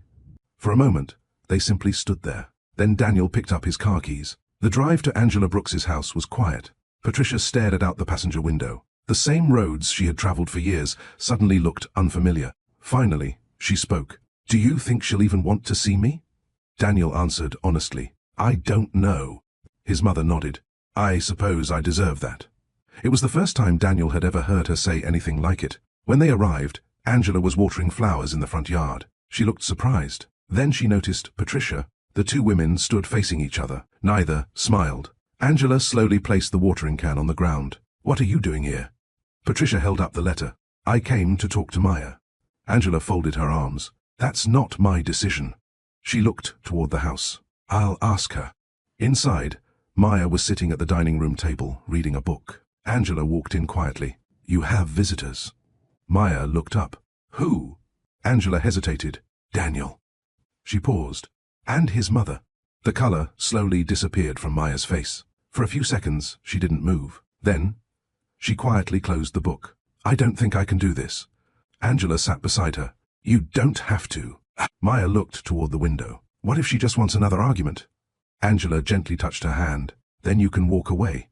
Maya took a deep breath. After a long silence, she stood. Patricia was waiting on the front porch. Daniel stood a few steps behind her. The front door opened. Maya stepped outside. No one spoke. The wind moved softly through the trees. Finally, Patricia held out the letter. "I read it." Maya nodded. Patricia looked at the paper, then back at Maya. "I should have listened before you had to write it." Maya stayed quiet. "I thought I was protecting my son." A tear rolled down Patricia's cheek. "I never realized I was helping him lose you." Daniel looked at his mother in shock. He had never seen her cry. Maya crossed her arms. "I spent years trying to be enough for your family." Patricia lowered her head. "I know, no." Maya's voice remained calm. "You know now." The older woman couldn't argue. "I baked the meals you liked." She looked at Patricia. "I bought birthday gifts." "I know." I smiled when I wanted to cry. Patricia wiped her eyes. "I know." Maya looked toward the yard. "I kept thinking, if I tried harder, one day you'd accept me." The silence that followed was heavy. Finally, Patricia whispered, "I'm sorry." Maya closed her eyes. The words she had waited years to hear had finally arrived, but something inside her had changed. She opened her eyes again. "I believe that you're sorry." Patricia looked hopeful. "But I can't pretend the hurt never happened." The hope faded from Patricia's face. Daniel took one careful step forward. "Maya." She looked at him. "I don't expect forgiveness." She waited. "I just wanted you to know that I'm trying to become a better man." Maya studied his face. For the first time, she didn't see excuses. She didn't see fear. She saw regret, real regret. But regret and trust were not the same thing. "I hope you do become that man," she said quietly. Daniel's heart sank. The way she said it sounded like she was wishing him well, not waiting for him. Angela stepped outside and stood beside her daughter. No one spoke. After a moment, Patricia looked at Maya one last time. "If I could go back, I would change so many things." Maya smiled sadly. "So would I." Patricia nodded. Then she turned and walked toward the car. Daniel stayed where he was. He looked at Maya. "I'll keep fighting for us." She shook her head gently. "Don't fight for us because you're afraid to lose me." Daniel frowned. "Then why?" She looked into his eyes. "Become a better man because it's the right thing to do." Daniel drove his mother home. Neither of them spoke much. As Patricia got out of the car, she stopped. "Your father spent years hiding from difficult conversations." Daniel looked at her. "I know." She held Maya's letter against her chest. "I think I spent just as many years hiding from the truth." She closed the car door and walked inside. That evening, Daniel returned to his empty house. The mailbox was open. A small package had been left inside. There was no return address. He carried it into the kitchen. Inside was a tiny pair of white baby shoes. Daniel frowned. Beneath them was a folded receipt. It was from a children's store. The date was almost a year old. His hands started shaking. At the bottom of the box was a single envelope. He opened it. Inside was an ultrasound appointment card. The appointment had been scheduled 10 months earlier. Daniel stared at the card. His heart pounded. He looked at the date again. He had no memory of it. Then he noticed something written on the back in Maya's handwriting. "I wanted to surprise you, but life surprised us first." The card slipped from his hand. Daniel stood frozen. 1,000 thoughts rushed through his mind. Only one of them mattered. He grabbed his keys and ran for the front door. He had to find Maya, because he suddenly realized there was a part of their story he had never known, and he was terrified of what she had carried alone. Daniel drove to Angela's house without thinking. The tiny pair of baby shoes sat on the passenger seat. The ultrasound appointment card rested beside them. His hands tightened around the steering wheel. His heart refused to accept what his mind was beginning to understand. 10 months earlier, an appointment, baby shoes, a surprise. He whispered the question out loud. Why didn't she tell me? Deep inside, another voice answered. Maybe she tried. He reached Angela's house and hurried to the front door. Maya answered. The moment she saw his face, she knew something was wrong. Daniel? He held out the appointment card. Maya's expression changed. The color drained from her face. For a long moment, neither of them moved. Finally, she looked at the baby shoes in his hand. Where did you get those? They were left at the house. She closed her eyes. Daniel's voice trembled. Maya. He held up the card. What is this? A single tear rolled down her cheek. You weren't supposed to find that. Angela stepped into the hallway. She saw the card, then she quietly walked back into the living room, giving them privacy. Daniel looked at Maya. Were you... He couldn't finish the sentence. Maya nodded. Yes. His world seemed to stop. He struggled to breathe. You were pregnant? Another tear slipped down her face. Yes. Daniel took a step backward. When? She looked at the date on the card. About 10 months ago. He stared at her. His knees felt weak. We were going to have a baby? Maya nodded again. He covered his mouth with his hand. 100 memories rushed through his mind. Family dinners, arguments, silent drives home, the divorce papers, the letters, and all that time, she had been carrying something he never knew. Daniel finally found his voice. Why didn't you tell me? Maya looked at him with tired eyes. I wanted to. He waited. I bought the baby shoes. She looked at them. I made the appointment.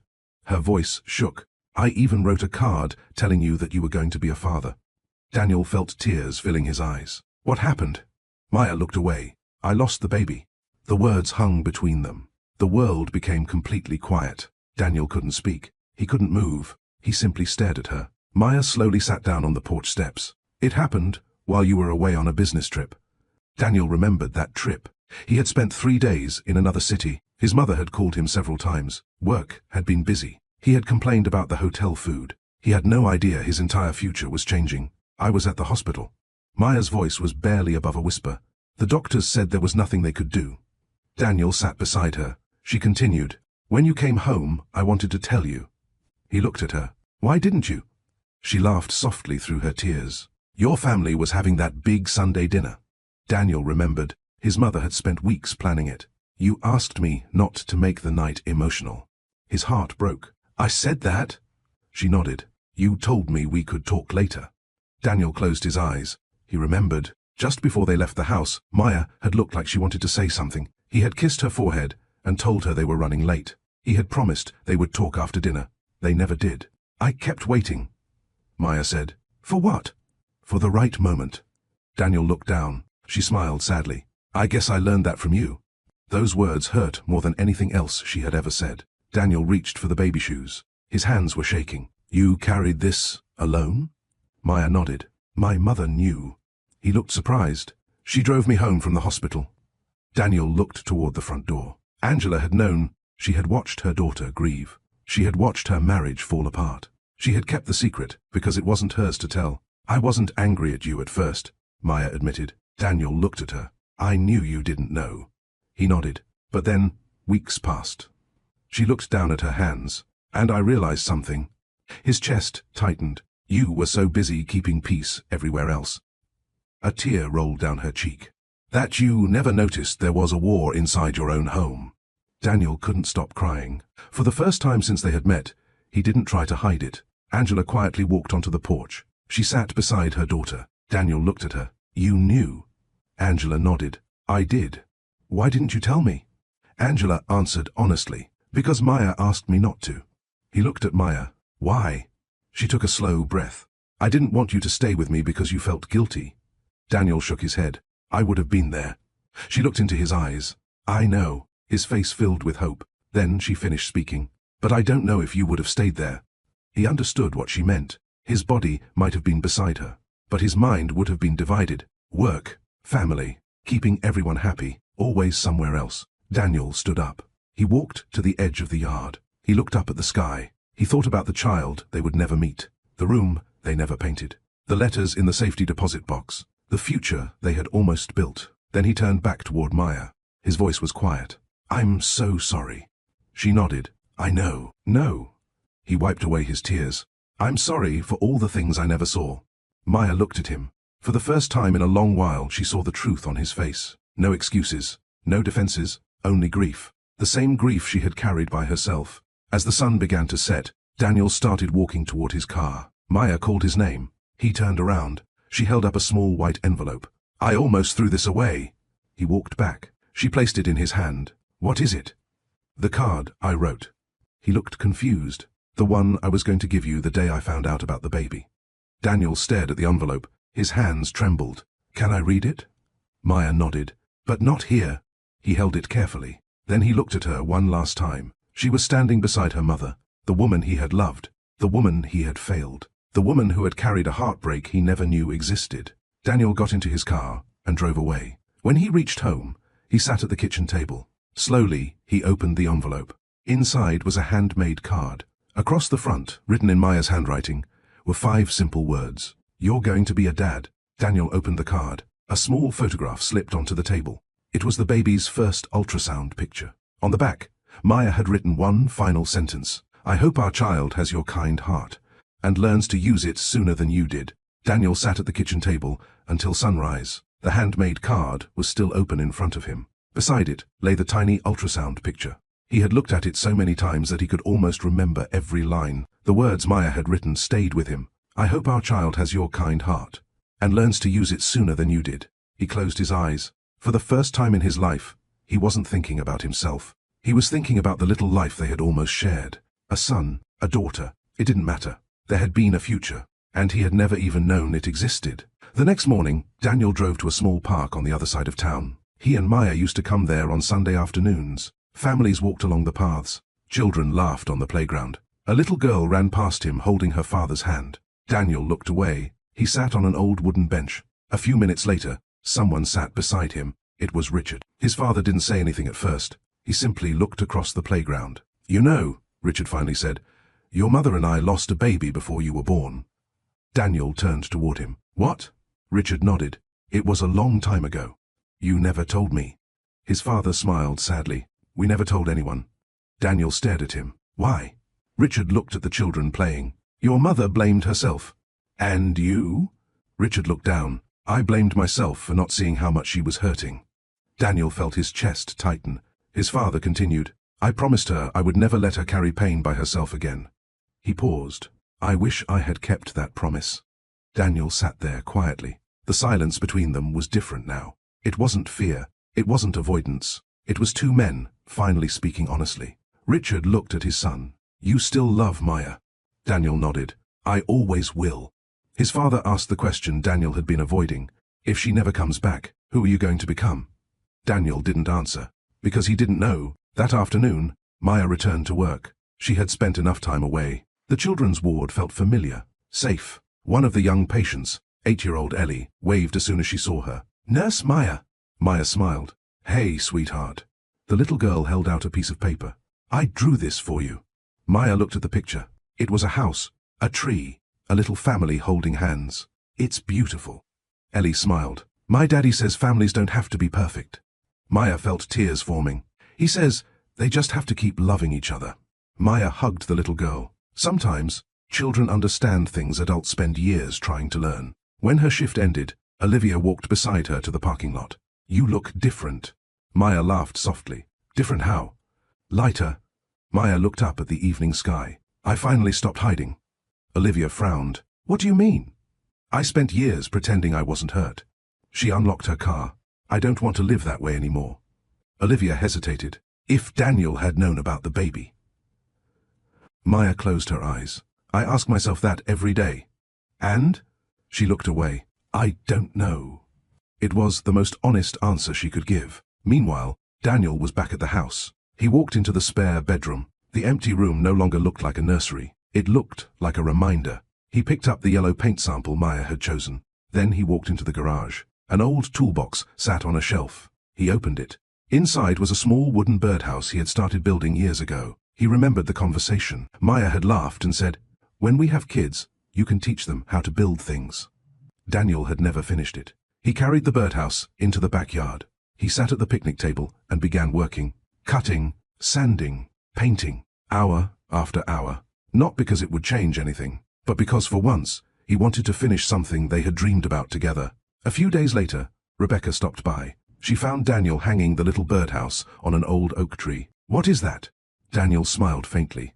"Something I should have finished a long time ago." Rebecca looked at her brother. "You've changed." Daniel shook his head. "No." He tightened the last screw. "I'm changing."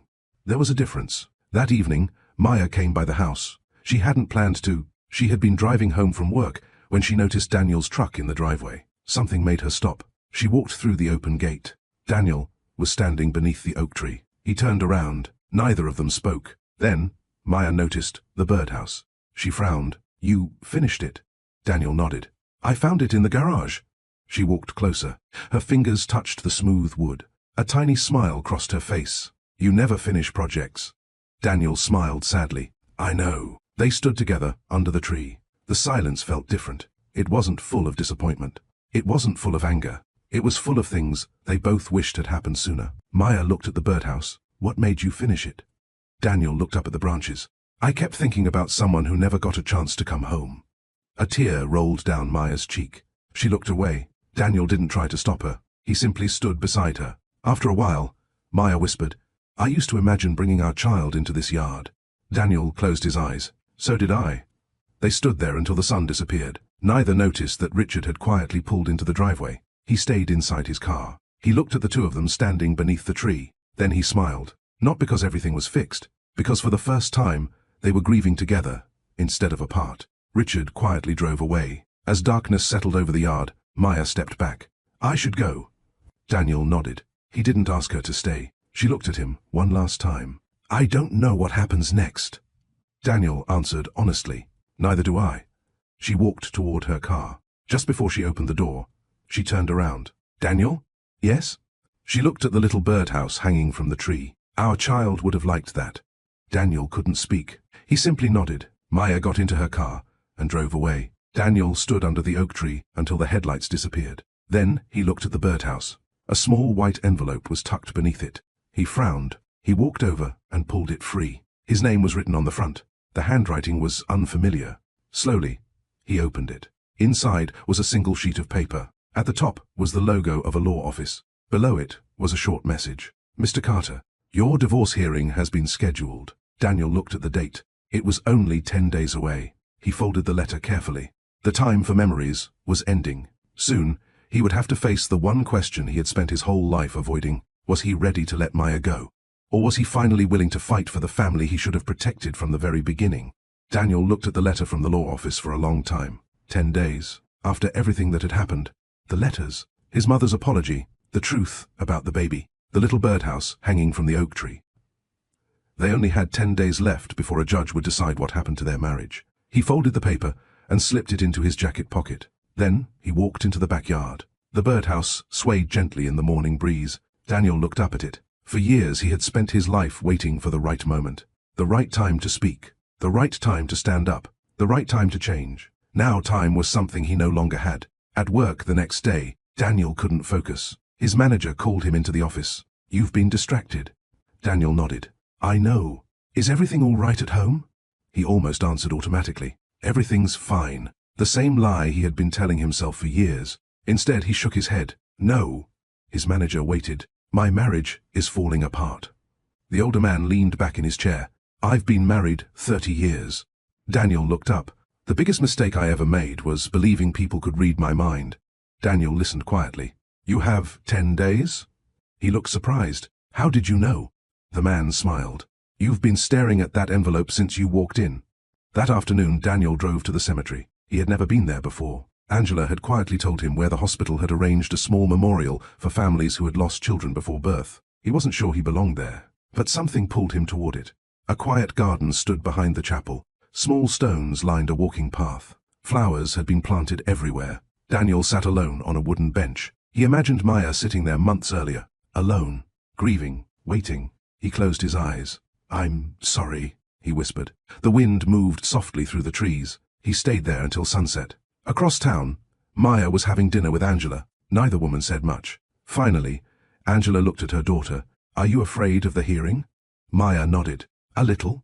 What are you afraid of? Maya looked down at her plate. I'm afraid I'll look at him and remember the man I fell in love with. Angela smiled sadly. And what if you do? Maya was quiet. Then she answered, I'm not sure my heart knows the difference between who he was and who he's trying to become. The next morning, Patricia knocked on Daniel's front door. He opened it. His mother was holding a cardboard box. What's that? She looked embarrassed. I've been cleaning the attic. Daniel moved aside. She walked into the living room and placed the box on the table. Inside were old family photographs, school drawings, birthday cards. At the bottom was a framed picture from Daniel's wedding. Patricia picked it up. I almost threw this away. Daniel looked shocked. Why? She stared at the photograph. Because every time I looked at it, I remembered the things I should have done differently. Daniel took the picture from her. Maya was smiling. She looked happy. Patricia quietly sat down. I owe you an apology too. Daniel frowned. For what? She looked at her hands. For teaching you that keeping people happy mattered more than being honest. Daniel didn't know what to say. His mother had spent her whole life believing she was right. Now she was questioning everything. That evening, Maya finished her shift at the hospital. As she walked to the parking lot, she noticed someone standing beside her car. It was Richard, Daniel's father. She looked surprised. Mr. Carter? He smiled gently. Can we talk? Maya nodded. They sat on a bench outside the hospital. Richard looked older than she remembered. I came because I never apologized. You don't owe me anything. He shook his head. I do. Maya stayed quiet. I watched my son become the man I was. He looked away. And I watched you pay the price. A tear rolled down Maya's cheek. Richard reached into his pocket. He handed her a small folded piece of paper. What is this? A letter. She frowned. From who? From Daniel. Maya looked surprised. He doesn't know I'm giving it to you. She looked at the envelope. I don't think I should. Richard smiled sadly. My biggest mistake was waiting too long. He stood up. I don't want my son to make the same one. Then he quietly walked away. Maya sat alone in her car. The letter rested in her hands. She didn't open it. She started the engine. Then she turned it off again. Finally, she unfolded the paper. There were only a few lines. Maya, I spent years believing love meant never disappointing people. I finally understand that love sometimes means disappointing everyone else to protect the person standing beside you. I learned that too late. I don't know if you can forgive me, but I will spend the rest of my life becoming the man you deserved, even if I have to do it without you. Maya quietly folded the letter. She didn't cry. She simply sat there, looking through the windshield. The night before the hearing, Daniel returned to the backyard. The little birdhouse was still hanging from the tree. He stood beneath it for a long time. Then he heard footsteps behind him. He turned around. Rebecca was standing there. She looked nervous. I think you should know something. Daniel frowned. What? Rebecca looked at the birdhouse. I saw Maya today. His heart started racing. How is she?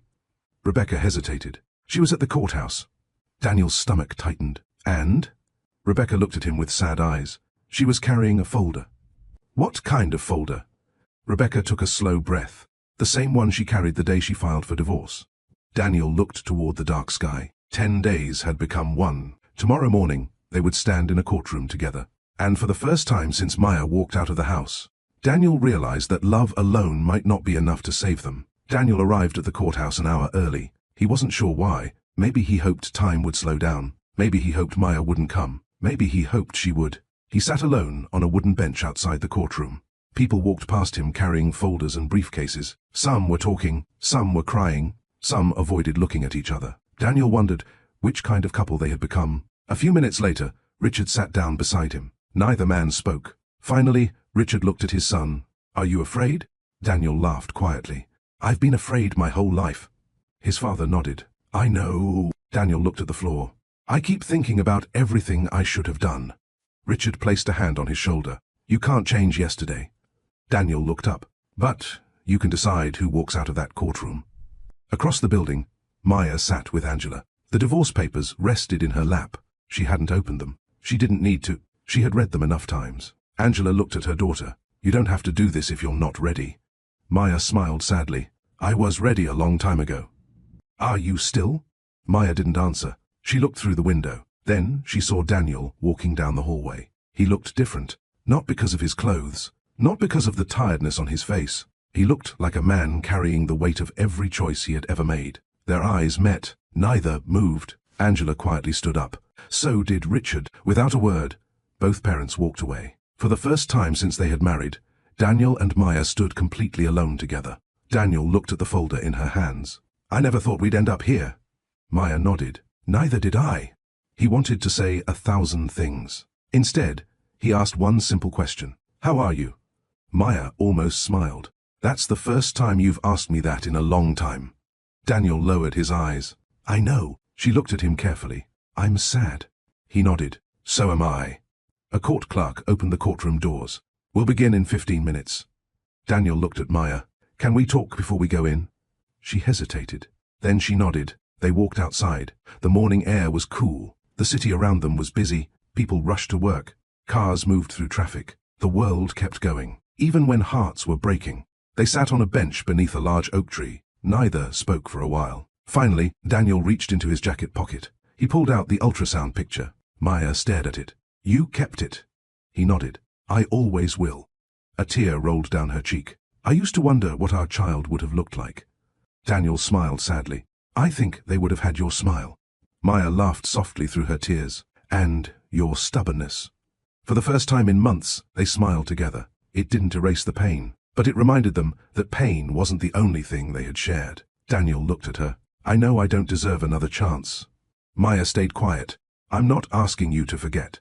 She looked at him. "I'm not asking you to trust me today." The wind moved gently through the branches above them. "I'm asking you one thing." She waited. "Don't let this marriage end because of the man I used to be." Maya looked away. "You were that man for a long time." "I know." She held the folder tightly. "I spent years believing tomorrow would be different." Daniel nodded. "And I spent years believing there would always be another tomorrow." A church bell rang somewhere in the distance. Maya looked at the courthouse. "We should go." Daniel stood. Then he spoke. "If you walk into that courtroom today and still want a divorce," he swallowed, "I won't fight you." She looked surprised. He continued, "Because I finally understand that love isn't holding someone where they don't want to be." Maya looked into his eyes. For the first time, she saw no fear, no pressure, no guilt, just honesty. They walked back toward the courthouse together. Halfway there, Maya stopped. "Daniel," he turned around, "if I asked you to leave this city." His heart started racing. "And start over somewhere no one knew us." She paused. "Would you?" He didn't hesitate. "Yes." She looked at him carefully. "If I asked you to miss holidays with your family?" "Yes." "If I asked you to put our marriage first every single day?" "Yes." Maya closed her eyes. "That's what scares me." Daniel frowned. "What does?" "The fact that I finally believe you." They entered the courthouse. The courtroom doors were open. The judge was already seated. Their attorneys waited at separate tables. Daniel looked at Maya. She looked at the divorce papers in her hands. Slowly, she walked toward the front. Everyone in the room became quiet. She reached the table. Then she stopped. Her fingers tightened around the folder. She looked at Daniel, then at Angela, then at Patricia, who had quietly come to watch. Tears filled her eyes. Slowly, she placed the folder on the table, but she didn't sit down. Instead, she turned toward the judge. "Your Honor." Oh, her voice shook. "I'd like to ask for more time." The entire courtroom fell silent. Daniel couldn't breathe. The judge adjusted his glasses. "Mrs. Carter, are you requesting a postponement?" Maya nodded. "Yes." The judge looked at Daniel. "And you, Mr. Carter?" Daniel looked at the woman he loved, the woman he had nearly lost, the woman who had given him one final chance. His voice was steady. "Yes, Your Honor." The judge signed a document. "This hearing is postponed for 90 days. The sound of the pen against the paper echoed through the courtroom. 90 days, not a reunion, not a miracle. Just time. Time to prove that change was real. Time to discover whether broken trust could be rebuilt. As everyone slowly stood, Maya looked at Daniel. "This isn't a promise." He nodded. "I know. It isn't forgiveness." "I know." She held his gaze. "It's just a chance." Daniel smiled through tears. For a man who had spent his whole life wasting chances, it was more than he ever expected to receive. The ride home was quiet. Daniel drove. Maya sat in the passenger seat, not because they had decided to get back together, not because everything was suddenly fixed, Her car was still parked at Angela's house, and when Daniel stopped at a red light, Maya looked out the window instead of at him. The judge had given them 90 days. 90 days to decide whether their marriage could survive. But both of them understood the truth. Time alone changes nothing. People do. When they reached Angela's house, Daniel parked at the curb. Neither of them moved. Finally, Maya broke the silence. "I want us to be clear about something." Daniel nodded. "I'm not coming home." "I know. I'm not wearing my wedding ring again." "I understand. And I'm not pretending the last few years didn't happen." Daniel looked at her. "You don't have to." She studied his face. There was no argument, no pleading, no promise that he would somehow make everything disappear. For the first time, she wondered if he had finally learned to listen. "I have conditions," Maya said. Daniel waited. "I think we've had enough promises." He nodded. "What do you need from me?" Maya looked down at her hands. "I need honesty." "You'll have it." "I need you to stop hiding behind silence." He nodded again. "And I need to know that if your family hurts this marriage again." She looked directly into his eyes. "You won't ask me to carry it alone?" Daniel answered quietly. "You won't." She held his gaze for a long moment. Then she opened the car door. "I hope that's true."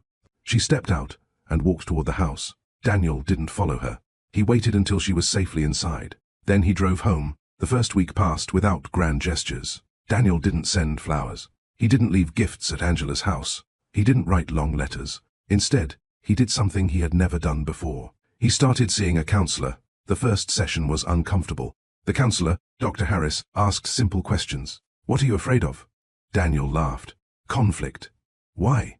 He thought about his childhood, his parents, the quiet dinners, the arguments that ended only because someone stopped talking. "I thought peace meant nobody being upset." Dr. Harris nodded. "And what do you think now?" Daniel looked out the window. "I think peace built on silence isn't peace at all." Meanwhile, Maya was trying to rebuild her own life. She worked. She spent time with her mother. She visited the little memorial garden once a week. One afternoon, Olivia joined her. "Do you think you'll go back to Daniel?" Maya smiled sadly. "I don't know." Olivia sat beside her. "Do you want to?" Maya watched the flowers move in the breeze. "I want to trust him." She paused. But wanting something and believing it are different. The second week, Patricia called Daniel. "I was thinking that." He waited. "Maybe we could have Sunday dinner." Daniel knew what she meant. The old tradition, the old expectations, the old patterns. He took a slow breath. "I can't." His mother was quiet. "Because of Maya?" Daniel answered honestly. "Because I'm trying to become a better husband." Patricia didn't speak for several seconds. Then she quietly said, "I'm trying to become a better mother." Daniel smiled. "I know." A few days later, Maya came to the house to collect the last of her books. Daniel was in the backyard. He was repairing the old fence. She stood there watching him. "You hate fixing things." He smiled. "I know." She noticed a toolbox sitting open nearby. Beside it was a folded piece of paper. She picked it up. It was a list. Things I avoided for too long. At the top was one word: apologizing. Below it were others: speaking honestly, setting boundaries, listening, asking for help. Maya looked at him. "You made this?" Daniel nodded. "My counselor told me to." She handed the paper back. "How's that going?" He smiled faintly. "It's harder than ignoring everything." She almost laughed. "That, I believe." They sat beneath the oak tree. The little birdhouse still hung from the branch. Neither of them mentioned it. Some memories didn't need words. Daniel looked at Maya. "Can I ask you something?" She nodded.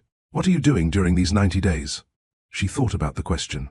"I'm trying to figure out who I am when I'm not waiting for someone else to choose me." Daniel lowered his eyes. She immediately regretted saying it, but he simply nodded. "You should." As the sun began to set, Maya stood. "I have to go." Daniel walked her to her car. She opened the door. Then she stopped. "My mother invited your parents over for dinner next week." Daniel looked surprised. "She did?" Maya nodded. "She thinks everyone should talk." Daniel frowned. "And what do you think?" Maya looked toward the road. "I think some conversations come years late." She looked back at him. But late is better than never. She got into her car and drove away. The following Friday evening, Angela set the dining table for 6 people. She looked at the empty chairs, one for herself, one for Maya, one for Daniel, one for Patricia, one for Richard, one for Rebecca. No lawyers, no judges, no family audience. Just 6 people carrying years of hurt. At exactly 7 o'clock, the doorbell rang. Angela opened the door. Richard was standing there. Behind him, was Patricia. And behind Patricia, Angela's smile slowly disappeared. Daniel looked through the doorway and froze. Maya stepped into the hall. Her eyes widened. Standing beside Patricia was a woman neither of them had expected to see, an elderly woman with silver hair and a wooden cane. Patricia looked at her son. Her voice was barely above a whisper. Daniel. She swallowed hard. I'd like you to meet the mother I spent my whole life trying to please. No one spoke. The elderly woman stood quietly in the doorway. She was small. Her silver hair was neatly tied back. One hand rested on a wooden cane. The other held a small handbag. Patricia looked more nervous than Daniel had ever seen her. Mama. Her voice was soft. This is Daniel. The older woman smiled politely. I know who he is. Then her eyes moved to Maya. And you must be his wife. Maya hesitated. Then she answered honestly. I don't know what I am anymore. The old woman nodded, as if she understood the answer better than anyone else in the room. Everyone sat down for dinner. The table was quiet. Angela served the food. Richard poured water into the glasses. Rebecca looked from one face to another. Daniel noticed something strange. His mother barely spoke. The woman who had controlled every family gathering for years sat silently, avoiding her own mother's eyes. Finally, Angela broke the silence. I'm glad everyone came. The older woman smiled. So am I. She looked around the table. Families spend too much time staying apart. Maya lowered her eyes. Some people spend too much time feeling alone while sitting together. Halfway through dinner, the elderly woman placed her fork down. She looked at Patricia. You've been angry with me. Patricia looked shocked. What? You stopped visiting. The room became still. Patricia forced a smile. I've just been busy. The old woman slowly shook her head. No. Her voice was calm. You're afraid of me. Daniel stared at his mother. She didn't answer. For the first time in his life, he saw fear in her eyes. Real fear. I don't understand, Rebecca whispered. The elderly woman looked at her granddaughter. When your mother was a little girl. She paused. She wanted to become a painter. Patricia quickly interrupted. Mama. But the old woman continued. She was very good. Daniel looked at his mother. He had never heard this story. She wanted to go to art school. Patricia looked down. The old woman sighed. But I told her that dreams don't feed families. The room remained silent. I told her that good daughters obey their parents. Patricia's eyes filled with tears.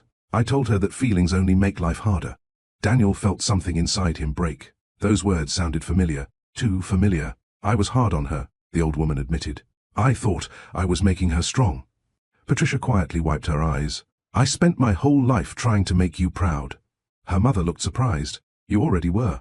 Patricia laughed through her tears. You never said that. The old woman had no answer. Daniel looked at Maya.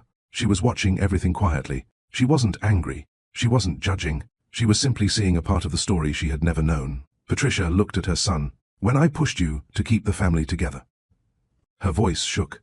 I thought I was protecting you from disappointment. Daniel stayed quiet. I never realized I was teaching you to ignore your own heart.